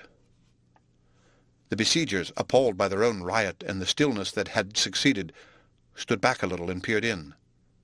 There lay the cabinet before their eyes in the quiet lamplight, a good fire glowing and chattering on the hearth, the kettle singing its thin strain, a drawer or two open, papers neatly set forth on the business table, and nearer the fire the things laid out for tea. The quietest room, you would have said, and, but for the glazed presses full of chemicals, the most commonplace that night in London. Right in the midst there lay the body of a man, sorely contorted and still twitching. They drew near on tiptoe, turned it on its back, and beheld the face of Edward Hyde. He was dressed in clothes far too large for him, clothes of the doctor's bigness. The cords of his face still moved with a semblance of life, but life was quite gone, and by the crushed vial in the hand, and the strong smell of kernels that hung upon the air, Utterson knew that he was looking on the body of a self-destroyer. "We have come too late," he said sternly, "whether to save or punish. Hyde has gone to his account, and it only remains for us to find the body of your master." The far greater proportion of the building was occupied by the theatre, which filled almost the whole ground story and was lighted from above, and by the cabinet, which formed an upper story at one end and looked upon the court. A corridor joined the theatre to the door on the by-street, and with this the cabinet communicated separately by a second flight of stairs. There were besides a few dark closets and a spacious cellar. All these they now thoroughly examined. Each closet needed but a glance, for all were empty, and all, by the dust that fell from their doors, had stood long unopened. The cellar, indeed, was filled with crazy lumber, mostly dating from the times of the surgeon who was Jekyll's predecessor. But even as they opened the door they were advertised of the uselessness of further search, by the fall of a perfect mat of cobweb which had for years sealed up the entrance. Nowhere was there any trace of Henry Jekyll, dead or alive. Poole stamped on the flags of the corridor. "He must be buried here," he said, hearkening to the sound. "Or he may have fled," said Utterson, and he turned to examine the door in the by-street. It was locked, and lying near by on the flags they found the key, already stained with rust. "This does not look like use," observed the lawyer. "Use?" echoed Poole. "Do you not see, sir, it is broken, much as if a man had stamped on it." "Aye," continued Utterson, "and the fractures, too, are rusty." The two men looked at each other with a scare. "This is beyond me, Poole," said the lawyer. "Let us go back to the cabinet." They mounted the stair in silence, and still with an occasional awe-struck glance at the dead body, proceeded more thoroughly to examine the contents of the cabinet. At one table there were traces of chemical work, various measured heaps of some white salt being laid on glass saucers, as though for an experiment in which the unhappy man had been prevented. "That is the same drug that I was always bringing him," said Poole, and even as he spoke, the kettle with a startling noise boiled over. This brought them to the fireside, where the easy-chair was drawn cosily up, and the tea-things stood ready to the sitter's elbow, the very sugar in the cup. There were several books on a shelf. One lay beside the tea-things open, and Utterson was amazed to find it a copy of a pious work for which Jekyll had several times expressed a great esteem, annotated in his own hand, with startling blasphemies. Next, in the course of their review of the chamber, the searchers came to the cheval-glass, into whose depths they looked with an involuntary horror. But it was so turned as to show them nothing but the rosy glow playing on the roof, the fire sparkling in 100 repetitions along the glazed front of the presses, and their own pale and fearful countenances stooping to look in. "This glass have seen some strange things, sir," whispered Poole. "And surely none stranger than itself," echoed the lawyer in the same tones. "For what did Jekyll—" He caught himself up at the word with a start, and then, conquering the weakness, "What could Jekyll want with it?" he said. "You may say that," said Poole. Next they turned to the business table. On the desk, among the neat array of papers, a large envelope was uppermost, and bore in the doctor's hand the name of Mr. Utterson. The lawyer unsealed it, and several enclosures fell to the floor. The first was a will, drawn in the same eccentric terms as the one which he had returned 6 months before, to serve as a testament in case of death, and as a deed of gift in case of disappearance. But, in place of the name of Edward Hyde, the lawyer, with indescribable amazement, read the name of Gabriel John Utterson. He looked at Poole, and then back at the paper, and last of all at the dead malefactor stretched upon the carpet. "My head goes round," he said. "He has been all these days in possession. He had no cause to like me. He must have raged to see himself displaced, and he has not destroyed this document." He caught up the next paper. It was a brief note in the doctor's hand, and dated at the top. "Oh, Poole," the lawyer cried, "he was alive and here this day. He cannot have been disposed of in so short a space. He must be still alive. He must have fled. And then, why fled, and how? And in that case, can we venture to declare this suicide? Oh, we must be careful. I foresee that we may yet involve your master in some dire catastrophe." "Why don't you read it, sir?" asked Poole. "Because I fear," replied the lawyer solemnly. "God grant I have no cause for it." And with that, He brought the paper to his eyes and read as follows. My dear Utterson, when this shall fall into your hands, I shall have disappeared, under what circumstance I have not the penetration to foresee. But my instinct, and all the circumstances of my nameless situation, tell me that the end is sure and must be early. Go, then, and first read the narrative which Lanyon warned me he was to place in your hands, and if you care to hear more, turn to the confession of your unworthy and unhappy friend, Henry Jekyll. There was a third enclosure? Asked Utterson. Here, sir, said Poole, and gave into his hands a considerable packet sealed in several places. The lawyer put it in his pocket. I would say nothing of this paper. If your master has fled or is dead, we may at least save his credit. It is now 10. I must go home and read these documents in quiet, but I shall be back before midnight, when we shall send for the police. They went out, locking the door of the theatre behind them, and Utterson, once more leaving the servants gathered about the fire in the hall, trudged back to his office to read the 2 narratives in which this mystery was now to be explained. The end of Chapter 8. Chapter 9. Dr. Lanyon's Narrative. On the 9th of January, now 4 days ago, I received by the evening delivery a registered envelope addressed in the hand of my colleague and old school companion, Henry Jekyll. I was a good deal surprised by this, for we were by no means in the habit of correspondence. I had seen the man, dined with him, indeed, the night before, and I could imagine nothing in our intercourse that should justify a formality of registration. The contents increased my wonder, for this is how the letter ran. 10th December. Dear Lanyon, you are one of my oldest friends, and although we may have differed at times on scientific questions, I cannot remember, at least on my side, any break in our affection. There was never a day when, if you had said to me, Jekyll, my life, my honour, my reason depend upon you, I would not have sacrificed my left hand to help you. Lanyon, my life, my honour, my reason are all at your mercy. If you fail me tonight, I am lost. You might suppose after this preface that I am going to ask you for something dishonourable to grant. Judge for yourself. I want you to postpone all other engagements for tonight, aye, even if you were summoned to the bedside of an emperor to take a cab, unless your carriage should be actually at the door, and with this letter in your hand for consultation, to drive straight to my house. Poole, my butler, has his orders. You will find him awaiting your arrival with a locksmith. The door of my cabinet is then to be forced, and you are to go in alone, to open the glazed press, letter E, on the left hand, breaking the lock if it be shut, and to draw out with all its contents as they stand, the 4th drawer from the top, or, which is the same thing, the 3rd from the bottom. In my extreme distress of mind, I have a morbid fear of misdirecting you. But even if I am in error, you may know the right drawer by its contents, some powders, a vial, and a paper book. This drawer I beg of you to carry back with you to Cavendish Square exactly as it stands. That is the first part of the service. Now for the second.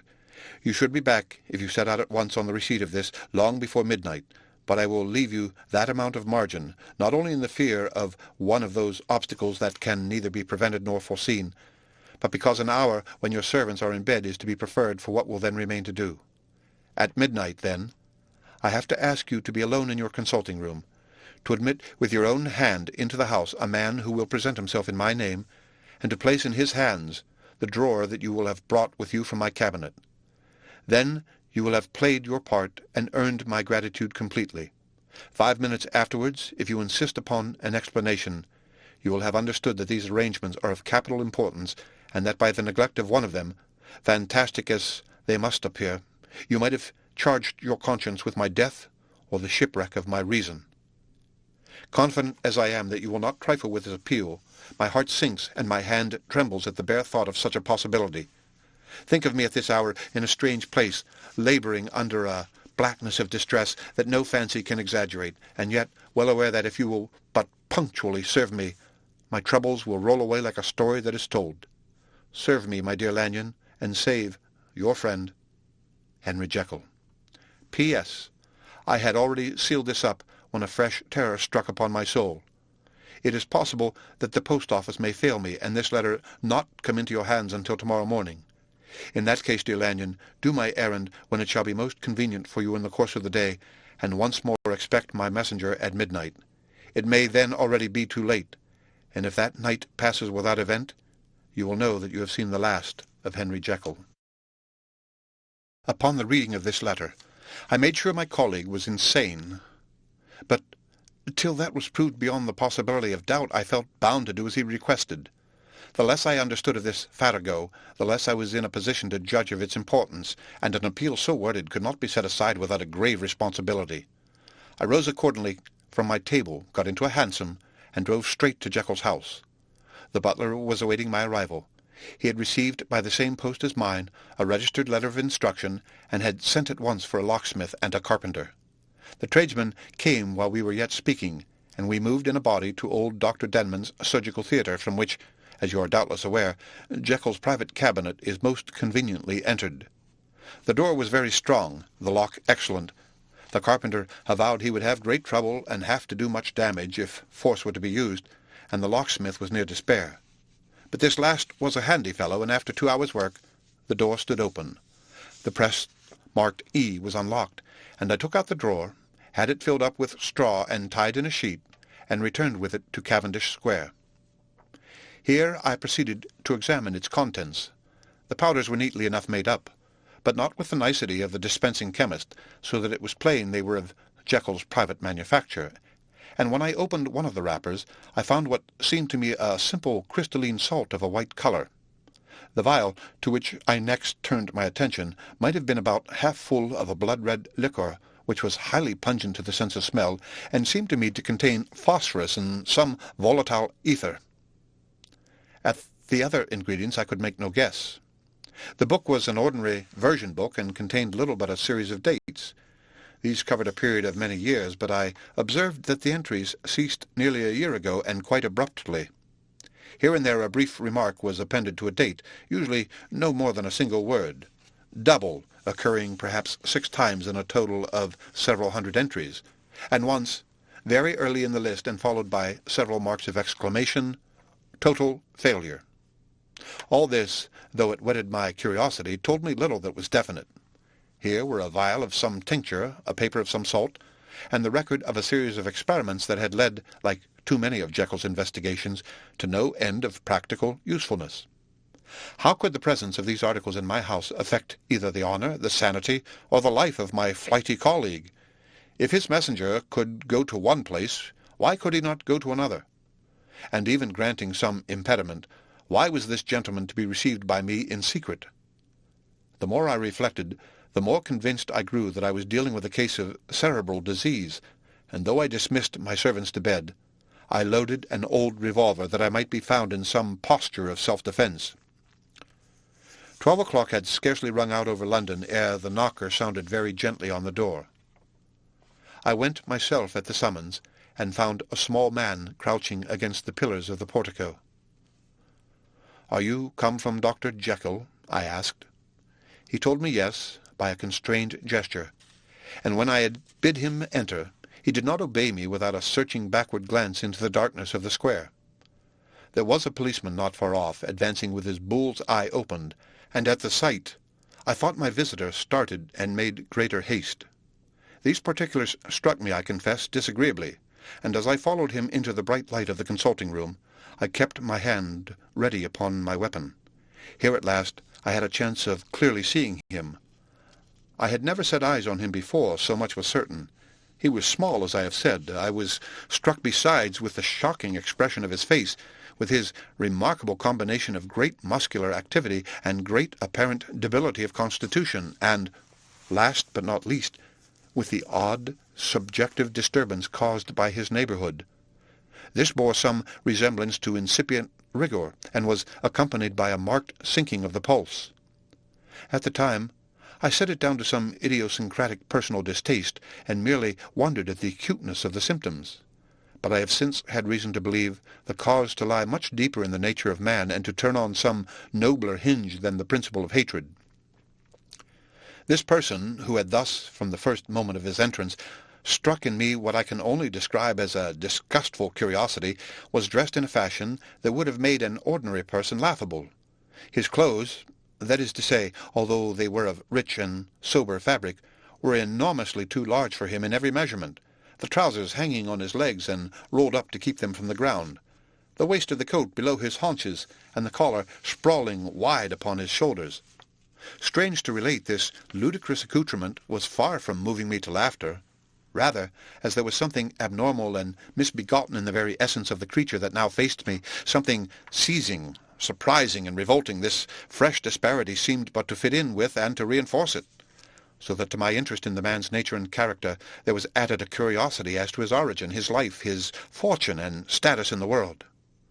These observations, though they have taken so great a space to be set down in, were yet the work of a few seconds. My visitor was, indeed, on fire with sombre excitement. "Have you got it?" he cried. "Have you got it?" And so lively was his impatience that he even laid his hand upon my arm and sought to shake me. I put him back, conscious at his touch of a certain icy pang along my blood. "Come, sir," said I. "You forget that I have not yet the pleasure of your acquaintance. Be seated, if you please." And I showed him an example, and sat down myself in my customary seat, and with as fair an imitation of my ordinary manner to a patient as the lateness of the hour, the nature of my preoccupations, and the horror I had of my visitor would suffer me to muster. "I beg your pardon, Dr. Lanyon," he replied civilly enough. "What you say is very well founded, and my impatience has shown its heels to my politeness. I come here at the instance of your colleague, Dr. Henry Jekyll, on a piece of business of some moment, and I understood—" He paused and put his hand to his throat, and I could see, in spite of his collected manner, that he was wrestling against the approaches of the hysteria. "I understood a drawer—" But here I took pity on my visitor's suspense, and some, perhaps, on my own growing curiosity.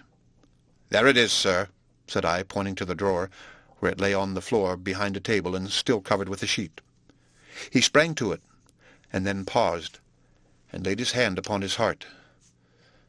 I could hear his teeth grate with the convulsive action of his jaws, and his face was so ghastly to see that I grew alarmed both for his life and reason. "Compose yourself," said I. He turned a dreadful smile to me, and, as if with the decision of despair, plucked away the sheet. At sight of the contents, he uttered one loud sob of such immense relief that I sat petrified, and the next moment, in a voice that was already fairly well under control, "Have you a graduated glass?" he asked. I rose from my place with something of an effort, and gave him what he asked. He thanked me with a smiling nod, and measured out a few minims of the red tincture, and added one of the powders. The mixture, which was at first of a reddish hue, began in proportion as the crystals melted to brighten in colour, to effervesce audibly, and to throw off small fumes of vapour. Suddenly, and at the same moment, the ebullition ceased, and the compound changed to a dark purple, which faded again more slowly to a watery green. My visitor, who had watched these metamorphoses with a keen eye, smiled, set down the glass upon the table, and then turned and looked upon me with an air of scrutiny. "And now," said he, "to settle what remains. Will you be wise, and will you be guided? Will you suffer me to take this glass in my hand and go forth from your house without further parley?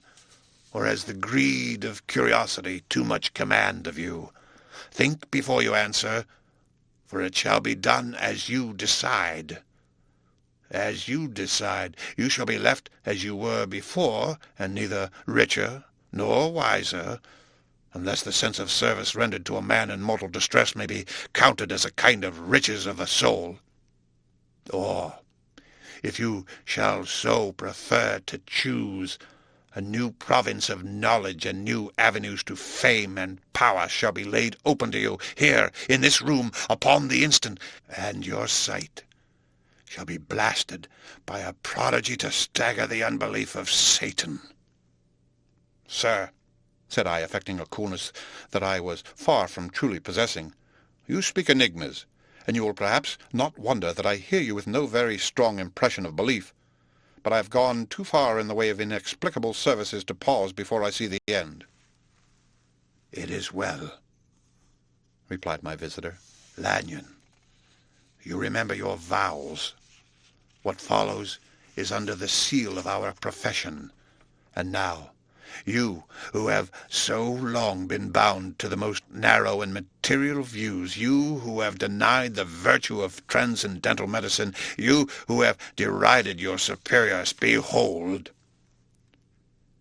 He put the glass to his lips and drank at one gulp. A cry followed. He reeled, staggered, clutched at the table, and held on, staring with injected eyes, gasping with open mouth, and as I looked there came, I thought, a change. He seemed to swell. His face became suddenly black, and the features seemed to melt and altered, and at the next moment I had sprung to my feet and leaped back against the wall, my arm raised to shield me from that prodigy, my mind submerged in terror. "Oh, God!" I screamed, and "Oh, God!" again and again, for there before my eyes, pale and shaken and half fainting and groping before him with his hands, like a man restored from death, there stood Henry Jekyll. What he told me in the next hour, I cannot bring my mind to set on paper. I saw what I saw, I heard what I heard, and my soul sickened at it, and yet now, when that sight has faded from my eyes, I ask myself if I believe it, and I cannot answer. My life is shaken to its roots. Sleep has left me. The deadliest terror sits by me at all hours of the day and night. I feel that my days are numbered, and I must die, and yet I shall die incredulous. As for the moral turpitude that man unveiled to me, even with tears of penitence, I cannot, even in memory, dwell on it without a start of horror. I will say but one thing, Utterson, and that, if you can bring your mind to credit it, will be more than enough. The creature who crept into my house that night was, on Jekyll's own confession, known by the name of Hyde, and hunted for in every corner of the land as the murderer of Carew. Hasty Lanyon. The end of Chapter 9. Chapter 10. Henry Jekyll's full statement of the case. I was born in a year in the mid-19th century to a large fortune, endowed besides with excellent parts, inclined by nature to industry, fond of the respect of the wise, and good among my fellow men, and thus, as might have been supposed, with every guarantee of an honourable and distinguished future. And indeed the worst of my faults was a certain impatient gaiety of disposition, such as has made the happiness of many, but such as I found it hard to reconcile with my imperious desire to carry my head high, and wear a more than commonly grave countenance before the public. Hence it came about that I concealed my pleasures, and that when I reached years of reflection and began to look round me and take stock of my progress and position in the world, I stood already committed to a profound duplicity of life. Many a man would have even blazoned such irregularities as I was guilty of, but from the high views that I had set before me, I regarded and hid them with an almost morbid sense of shame.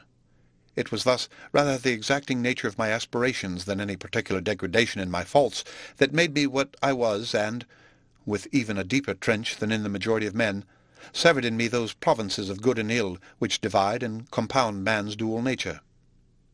In this case I was driven to reflect deeply and inveterately on that hard law of life which lies at the root of religion and is one of the most plentiful springs of distress. Though so profound a double-dealer, I was in no sense a hypocrite. Both sides of me were in dead earnest. I was no more myself when I laid aside restraint and plunged in shame than when I laboured, in the eye of day, at the furtherance of knowledge or the relief of sorrow and suffering. And it chanced that the direction of my scientific studies, which led wholly toward the mystic and the transcendental, reacted and shed a strong light on this consciousness of the perennial war among my members. With every day, and from both sides of my intelligence, the moral and the intellectual, I thus drew steadily nearer to that truth by whose partial discovery I have been doomed to such a dreadful shipwreck. That man is not truly one, but truly two. I say two because the state of my own knowledge does not pass beyond that point. Others will follow. Others will outstrip me on the same lines, and I hazard the guess that man will be ultimately known for a mere polity of multifarious, incongruous, and independent denizens. I, for my part, from the nature of my life, advanced infallibly in one direction, and in one direction only. It was on the moral side, and in my own person, that I learned to recognize the thorough and primitive duality of man.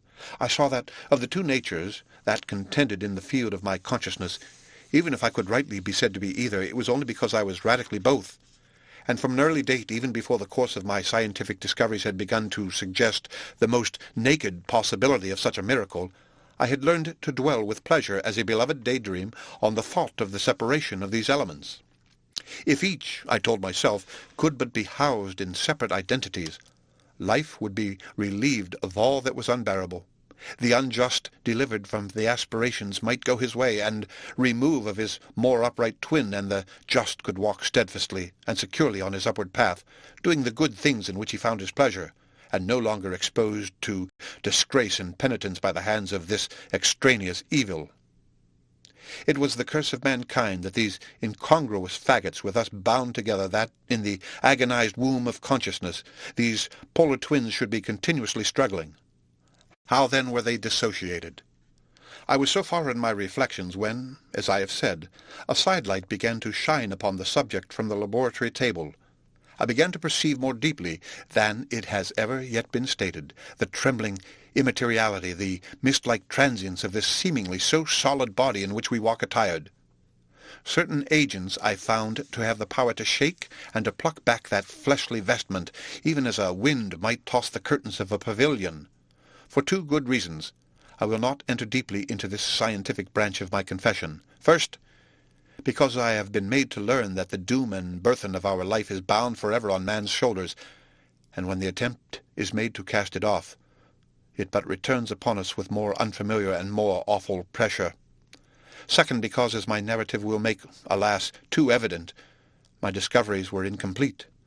Enough, then, that I not only recognized my natural body for the mere aura and effulgence of certain of the powers that made up my spirit, but managed to compound a drug by which these powers should be dethroned from their supremacy, and a second form and countenance substituted, none the less natural to me, because they were the expression, and bore the stamp, of lower elements in my soul. I hesitated long before I put this theory to the test of practice.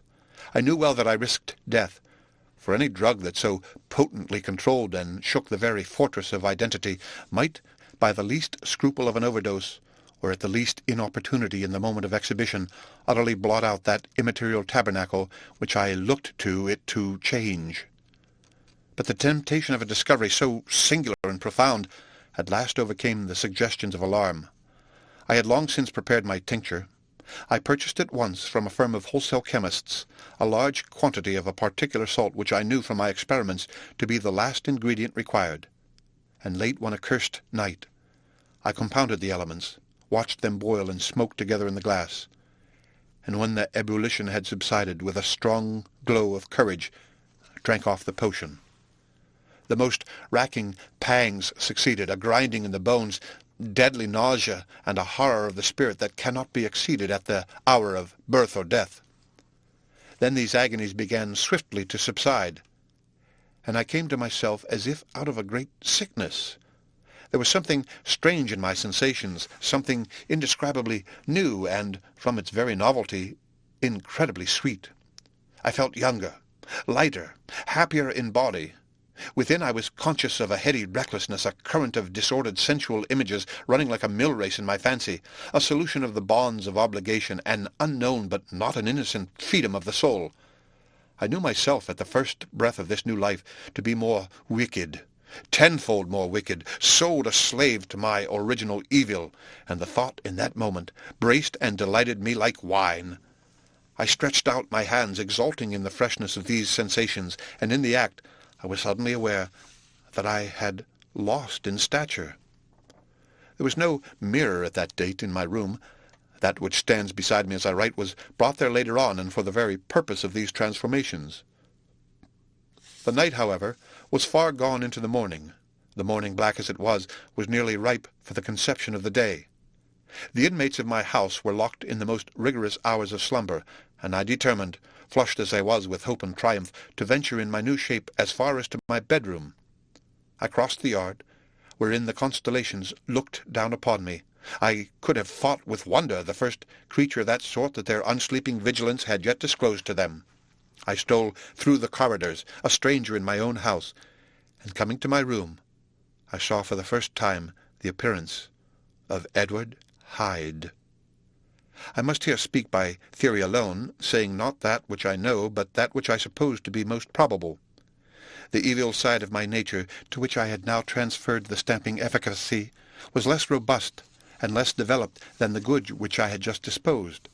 Again, in the course of my life, which had been, after all, 9/10 a life of effort, virtue, and control, it had been much less exercised and much less exhausted, and hence, as I think, it came about that Edward Hyde was so much smaller, slighter, and younger than Henry Jekyll. Even as good shone upon the countenance of the one, evil was written broadly and plainly on the face of the other.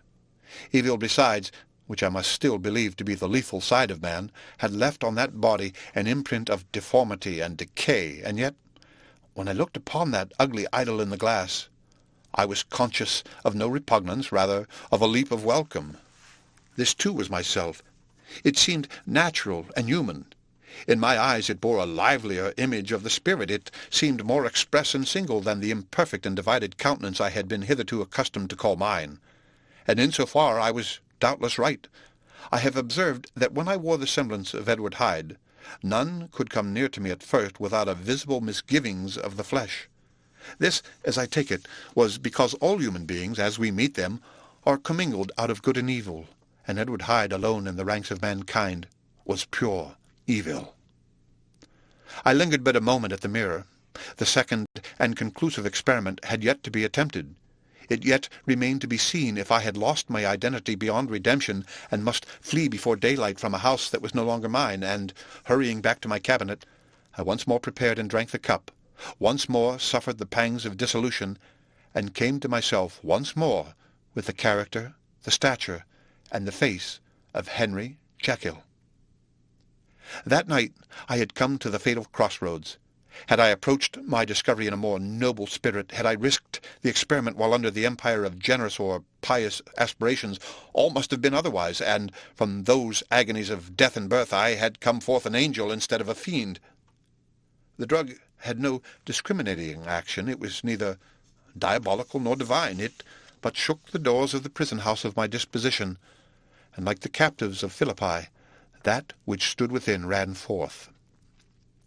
At that time my virtue slumbered. My evil, kept awake by ambition, was alert and swift to seize the occasion, and the thing that was projected was Edward Hyde. Hence, although I had now two characters as well as two appearances, one was wholly evil, and the other was still the same old Henry Jekyll, that incongruous compound of whose reformation and improvement I had already learned to despair. The movement was thus wholly toward the worse. Even at that time I had not yet conquered my aversion to the dryness of a life of study. I would still be merrily disposed at times, and as my pleasures were, to say the least, undignified, and I was not only well known and highly considered, but growing toward the elderly man, this incoherency of my life was daily growing more unwelcome. It was on this side that my new power tempted me until I fell in slavery. I had but to drink the cup, to doff at once the body of the noted professor, and to assume, like a thick cloak, that of Edward Hyde. I smiled at the notion. It seemed to me at the time to be humorous, and I made my preparations with the most studious care. I took and furnished that house in Soho to which Hyde was tracked by the police, and engaged as housekeeper a creature whom I well knew to be silent and unscrupulous. On the other side, I announced to my servants that a Mr. Hyde, whom I described, was to have full liberty and power about my house in the square, and to parry mishaps, I even called and made myself a familiar object in my second character. I next drew up that will to which you so much objected, so that if anything befell me in the person of Dr. Jekyll, I could enter on that of Edward Hyde without pecuniary loss, and thus fortified, as I supposed, on every side, I began to profit by the strange immunities of my position. Men have before hired bravos to transact their crimes, while their own person and reputation sat under shelter. I was the first that ever did so for his pleasures. I was the first that could thus plod in the public eye with a load of genial respectability, and in a moment, like a schoolboy, strip off these lendings and spring headlong into the sea of liberty. But for me, in my impenetrable mantle, the safety was complete. Think of it! I did not even exist. Let me but escape into my laboratory door, give me but a second or two to mix and swallow the draught that I had always standing ready, and whatever he had done, Edward Hyde would pass away like the stain of breath upon a mirror, and there in his stead, quietly at home, trimming the midnight lamp in his study, a man who could afford to laugh at suspicion, would be Henry Jekyll. The pleasures which I made haste to seek in my disguise were, as I have said, undignified. I would scarcely use a harder term. But in the hands of Edward Hyde they soon began to turn toward the monstrous. When I would come back from these excursions, I was often plunged into a kind of wonder at my vicarious depravity. This familiar that I called out of my own soul and sent forth alone to do his good pleasure was a being inherently malign and villainous. His every act and thought centered on self, drinking pleasure with bestial avidity from any degree of torture to another, relentless like a man of stone. Henry Jekyll stood at times aghast before the acts of Edward Hyde. But the situation was apart from ordinary laws, and insidiously relaxed the grasp of conscience. It was Hyde, after all, and Hyde alone, that was guilty. Jekyll was no worse. He woke again to his good qualities, seemingly unimpaired. He would even make haste, where it was possible, to undo the evil done by Hyde, and thus his conscience slumbered. Into the details of the infamy at which I thus connived, for even now I can scarce grant that I committed it, I have no design of entering. I mean but to point out the warnings and the successive steps with which my chastisement approached. I met with one accident which, as it brought on no consequence, I shall no more than mention. An act of cruelty to a child aroused against me the anger of a passer-by, whom I recognized the other day in the person of your kinsman. The doctor and the child's family joined him. There were moments when I feared for my life, and at last, in order to pacify their too just resentment, Edward Hyde had to bring them to the door and pay them in a cheque drawn in the name of Henry Jekyll. But this danger was easily eliminated from the future by opening an account at another bank in the name of Edward Hyde himself, and when, by sloping my own hand backward, I had supplied my double with a signature, I thought I sat beyond the reach of fate. Some 2 months before the murder of Sir Danvers, I had been out for one of my adventures, had returned at a late hour, and woke the next day in bed with somewhat odd sensations. It was in vain I looked about me. In vain I saw the decent furniture and tall proportions of my room in the square. In vain that I recognized the pattern of the bed-curtains and the design of the mahogany frame. Something still kept insisting that I was not where I was, that I had not awakened where I seemed to be, but in the little room in Soho, where I was accustomed to sleep in the body of Edward Hyde. I smiled to myself, and, in my psychological way, began lazily to inquire into the elements of this illusion, occasionally, even as I did so, dropping back into a comfortable morning doze. I was still so engaged when, in one of my more wakeful moments, my eyes fell upon my hand. Now the hand of Henry Jekyll, as you have often remarked, was professional in shape and size. It was large, firm, white, and comely. But the hand which I now saw clearly enough in the yellow light of a mid-London morning, lying half shut on the bedclothes, was lean, corded, knuckly, of a dusky pallor, and thickly shaded with a swart growth of hair. It was the hand of Edward Hyde. I must have stared upon it for near half a minute, sunk as I was in the mere stupidity of wonder, before terror woke up in my breast as sudden and startling as the crash of cymbals, and bounding from my bed I rushed to the mirror. At the sight that met my eyes, my blood was changed into something exquisitely thin and icy. Yes, I had gone to bed Henry Jekyll. I had awakened Edward Hyde. How was this to be explained? I asked myself, and then, with another bound of terror, how was it to be remedied? It was well on in the morning. The servants were up. All my drugs were in the cabinet. A long journey down 2 pairs of stairs, through the back passage, across the open court, and through the anatomical theatre, from where I was then standing horror-struck. It might indeed be possible to cover my face, but of what use was that when I was unable to conceal the alteration in my stature? And then, with an overpowering sweetness of relief, it came back upon my mind that the servants were already used to the coming and going of my second self. I had soon dressed, as well as I was able, in clothes of my own size, had soon passed through the house, where Bradshaw stared and drew back at seeing Mr. Hyde at such an hour and in such a strange array, and 10 minutes later Dr. Jekyll had returned to his own shape and was sitting down with a darkened brow to make a feint of breakfasting.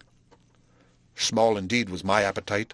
This inexplicable incident, this reversal of my previous experience, seemed like the Babylonian finger on the wall to be spelling out the letters of my judgment, and I began to reflect more seriously than ever before on the issues and possibilities of my double existence. That part of me which I had the power of projecting had lately been much exercised and nourished.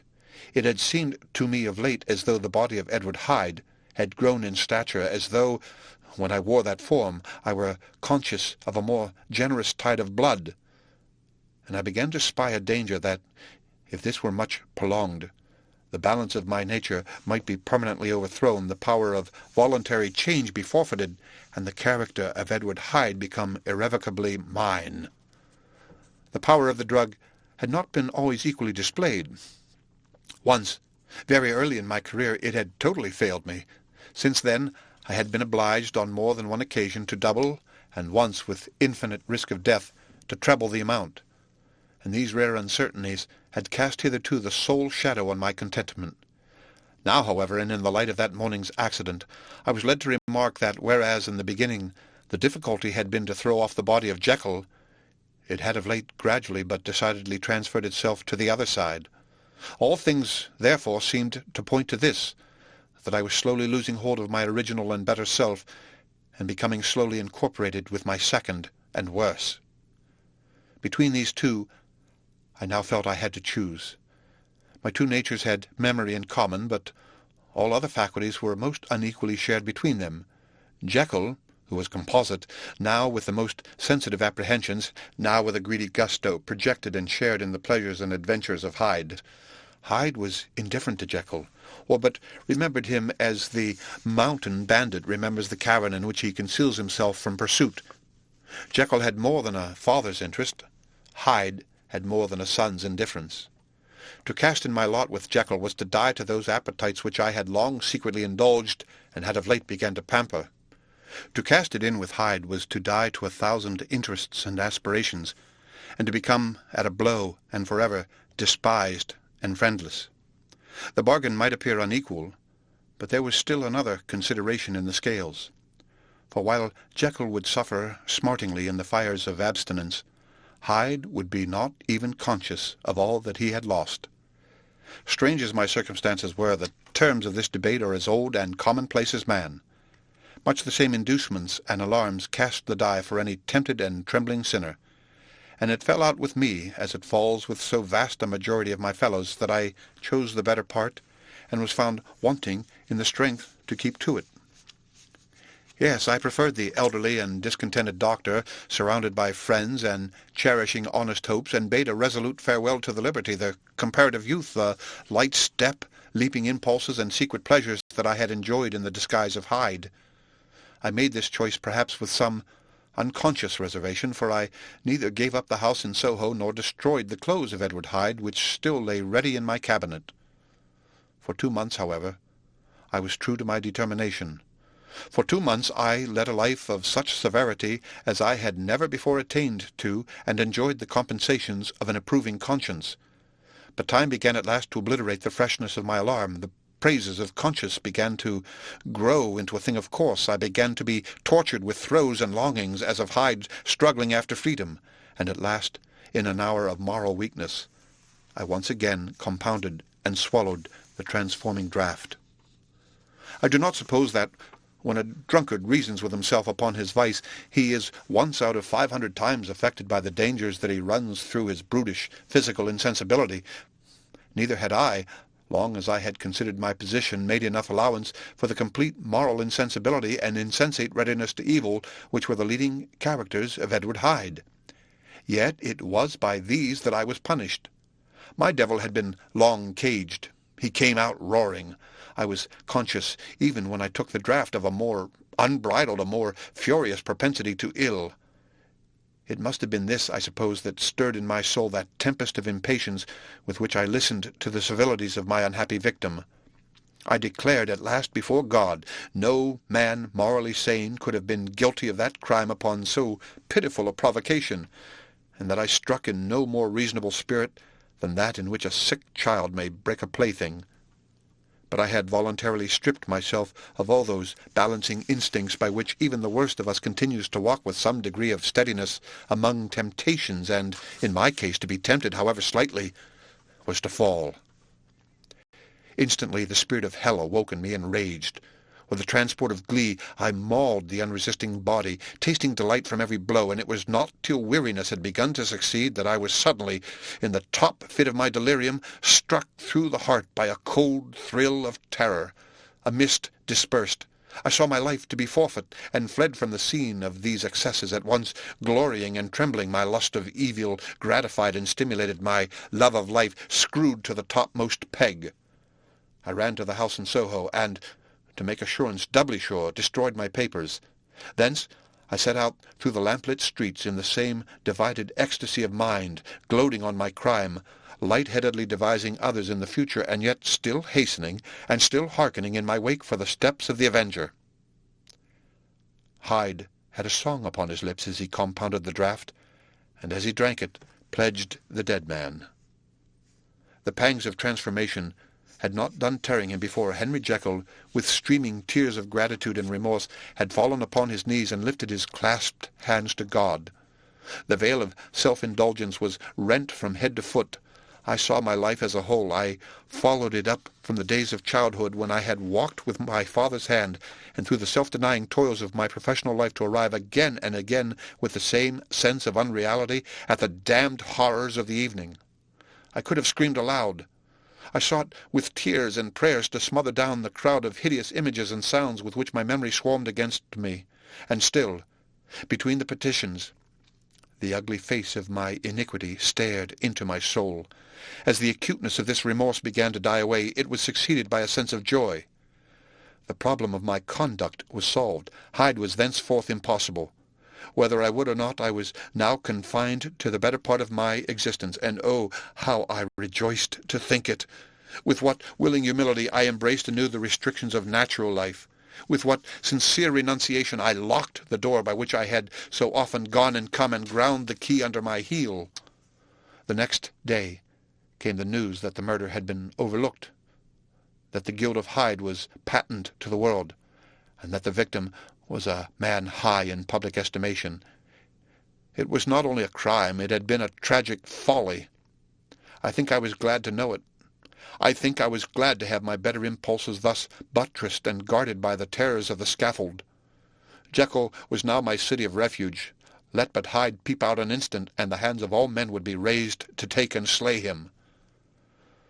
I resolved in my future conduct to redeem the past, and I can say with honesty that my resolve was fruitful of some good. You know yourself how earnestly in the last months of last year I labored to relieve suffering. You know that much was done for others, and that the days passed quietly, almost happily for myself. Nor can I truly say that I wearied of this beneficent and innocent life. I think instead that I daily enjoyed it more completely, but I was still cursed with my duality of purpose. And as the first edge of my penitence wore off, the lower side of me, so long indulged, so recently chained down, began to growl for license. Not that I dreamed of resuscitating Hyde. The bare idea of that would startle me to frenzy. No, it was in my own person that I was once more tempted to trifle with my conscience, and it was as an ordinary secret sinner that I at last fell before the assaults of temptation. There comes an end to all things. The most capacious measure is filled at last, and this brief condescension to evil finally destroyed the balance of my soul. And yet I was not alarmed. The fall seemed natural, like a return to the old days before I had made discovery. It was a fine, clear January day, wet underfoot where the frost had melted, but cloudless overhead, and the Regent's Park was full of winter chirrupings and sweet with spring odours. I sat in the sun on a bench, the animal within me licking the chops of memory, the spiritual side a little drowsed, promising subsequent penitence, but not yet moved to begin. After all, I reflected, I was like my neighbours. And then I smiled, comparing myself with other men, comparing my active goodwill with the lazy cruelty of their neglect. And at the very moment of that vainglorious thought, a qualm came over me, a horrid nausea, and the most deadly shuddering. These passed away and left me faint, and then, as in its turn the faintness subsided, I began to be aware of a change in the temper of my thoughts, a greater boldness, a contempt of danger, a solution of the bonds of obligation. I looked down. My clothes hung formlessly on my shrunken limbs. The hand that lay on my knee was corded and hairy. I was once more Edward Hyde. A moment before I had been safe of all men's respect, wealthy, beloved, the cloth laying before me in the dining-room at home, and now I was the common quarry of mankind, hunted, houseless, a known murderer, thrall to the gallows.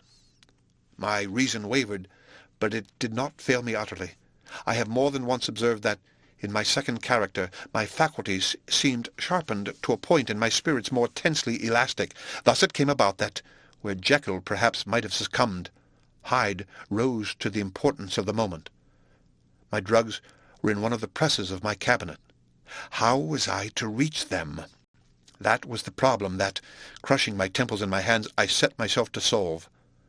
The laboratory door I had closed. If I sought to enter by the house, my own servants would consign me to the gallows. I saw I must employ another hand, and thought of Lanyon. How was he to be reached? How persuaded? Supposing that I escaped capture in the streets, how was I to make my way into his presence? And how should I, an unknown and displeasing visitor, prevail on the famous physician to rifle the study of his colleague, Dr. Jekyll? Then I remembered that of my own original character one part remained to me. I could write my own hand. And once I had conceived that kindling spark, the way that I must follow became lighted up from end to end. Thereupon I arranged my clothes as best I could, and summoning a passing hansom, drove to a hotel in Portland Street, the name of which I chanced to remember. At my appearance, which was indeed comical enough, however tragic a fate these garments covered, the driver could not conceal his mirth.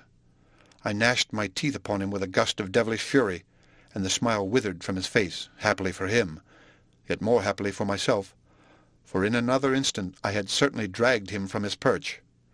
At the inn, as I entered, I looked about me with so black a countenance as made the attendants tremble. Not a look did they exchange in my presence, but obsequiously took my orders, led me to a private room, and brought me wherewithal to write. Hyde, in danger of his life, was a creature new to me, shaken with inordinate anger, strung to the pitch of murder, lusting to inflict pain. Yet the creature was astute, mastered his fury with a great effort of the will, composed his two important letters, one to Lanyon and one to Poole, and that he might receive actual evidence of their being posted, sent them out with directions that they should be registered. Thenceforward he sat all day over the fire in the private room, gnawing his nails. There he dined, sitting alone with his fears, the waiter visibly quailing before his eye, and thence, when the night was fully come, he set forth in the corner of a closed cab, and was driven to and fro about the streets of the city. He, I cannot say I, that child of hell, had nothing human, nothing lived in him but fear and hatred, and when at last, thinking the driver had begun to grow suspicious, he discharged the cab and ventured on foot, attired in his misfitting clothes, an object marked out for observation, into the midst of the nocturnal passengers. These two base passions raged within him like a tempest. He walked fast, hunted by his fears, chattering to himself, skulking through the less frequented thoroughfares, counting the minutes that still divided him from midnight. Once a woman spoke to him, offering, I think, a box of lights. He smote her in the face, and she fled. When I came to myself at Lanyon's, the horror of my old friend perhaps affected me somewhat. I do not know, it was at least but a drop in the sea to the abhorrence with which I looked back upon these hours. A change had come over me. It was no longer the fear of the gallows, it was the horror of being Hyde that racked me. I received Lanyon's condemnation partly in a dream. It was partly in a dream that I came home to my house and got into bed. I slept after the prostration of the day with a stringent and profound slumber which not even the nightmares that wrung me could avail to break. I awoke in the morning, shaken, weakened, but refreshed. I still hated and feared the thought of the brute that slept within me, and I had not of course forgotten the appalling dangers of the day before. But I was once more at home, in my own house, and close to my drugs, and gratitude for my escape shone so strong in my soul that it almost rivaled the brightness of hope. I was stepping leisurely across the court after breakfast, drinking the chill of the air with pleasure, when I was seized again with those indescribable sensations that heralded the change, and I had but the time to gain the shelter of my cabinet before I was once again raging and freezing with the passions of Hyde. It took on this occasion a double dose to recall me to myself, and alas, 6 hours after, as I sat looking sadly in the fire, the pangs returned, and the drug had to be re-administered. In short, from that day forth, it seemed only by a great effort as of gymnastics, and only under the immediate stimulation of the drug, that I was able to wear the countenance of Jekyll. At all hours of the day and night I would be taken with a premonitory shudder. Above all, if I slept or even dozed for a moment in my chair, it was always as Hyde that I awakened. Under the strain of this continually impending doom, and by the sleeplessness to which I now condemned myself, aye, even beyond what I had thought possible to man, I became in my own person a creature eaten up and emptied by fever, languidly weak both in body and mind, and solely occupied by one thought, the horror of my other self. But when I slept, or when the virtue of the medicine wore off, I would leap almost without transition, for the pangs of transformation grew daily less marked, into the possession of a fancy brimming with images of terror, a soul boiling with causeless hatreds, and a body that seemed not strong enough to contain the raging energies of life. The powers of Hyde seemed to have grown with the sickliness of Jekyll, and certainly the hate that now divided them was equal on each side. With Jekyll it was a thing of vital instinct. He had now seen the full deformity of that creature that shared with him some of the phenomena of consciousness, and was co-heir with him to death, and beyond these links of community, which in themselves made the most poignant parts of his distress, he thought of Hyde, for all his energy of life, as of something not only hellish but inorganic. This was the shocking thing, that the slime of the pit seemed to utter cries and voices, that the amorphous dust gesticulated and sinned, that what was dead and had no shape should usurp the offices of life. And this again, that insurgent horror was knit to him closer than a wife, closer than an eye, lay caged in his flesh, where he heard it mutter and felt it struggle to be born, and at every hour of weakness, and in the confidence of slumber, prevailed against him and deposed him out of life. The hatred of Hyde for Jekyll was of a different order. His terror of the gallows drove him continually to commit temporary suicide, and return to his subordinate station of a part instead of a person. But he loathed the necessity, he loathed the despondency into which Jekyll was now fallen, and he resented the dislike with which he was himself regarded. Hence the ape-like tricks that he would play me, scrawling in my own hand blasphemies on the pages of my books, burning the letters, and destroying the portrait of my father, and, indeed, had it not been for his fear of death, he would long ago have ruined himself in order to involve me in the ruin. But his love of life is wonderful. I go further. I, who sicken and freeze at the mere thought of him when I recall the abjection and passion of this attachment, and when I know how he fears my power to cut him off by suicide, I find it in my heart to pity him. It is useless, and the time awfully fails me to prolong this description. No one has ever suffered such torments. Let that suffice. And yet, even to these, habit brought, no, not alleviation, but a certain callousness of soul, a certain acquiescence of despair, and my punishment might have gone on for years but for the last calamity which has now fallen, and which has finally severed me from my own face and nature. My provision of the salt, which had never been renewed since the date of the first experiment, began to run low. I sent out for a fresh supply and mixed the draught. The ebullition followed, and the first change of colour, not the second. I drank it, and it was without efficiency. You will learn from Poole how I have had London ransacked. It was in vain, and I am now persuaded that my first supply was impure, and that it was that unknown impurity which lent efficacy to the draught. About a week has passed, and I am now finishing this statement under the influence of the last of the old powders. This, then, is the last time, short of a miracle, that Henry Jekyll can think his own thoughts or see his own face, now, how sadly altered, in the glass. Nor must I delay too long to bring my writing to an end, for if my narrative has hitherto escaped destruction, it has been by a combination of great prudence and great good luck. Should the throes of change take me in the act of writing it, Hyde will tear it to pieces. But if some time shall have elapsed after I have laid it by, his wonderful selfishness and circumscription to the moment will probably save it once again from the action of his ape-like spite. And indeed, the doom that is closing on us both has already changed and crushed him. Half an hour from now, when I shall again and forever re-endue that hated personality, I know how I shall sit shuddering and weeping in my chair, or continue with the most strained and fear-struck ecstasy of listening to pace up and down this room, my last earthly refuge, and give ear to every sound of menace. Will Hyde die upon the scaffold, or will he find courage to release himself at the last moment? God knows. I am careless. This is my true hour of death, and what is to follow concerns another than myself. Here, then, as I lay down the pen and proceed to seal up my confession, I bring the life of that unhappy Henry Jekyll to an end. The end of the strange case of Dr. Jekyll and Mr. Hyde. Read by Rick Kistner for Lit2Go on the web at fcit.usf.edu.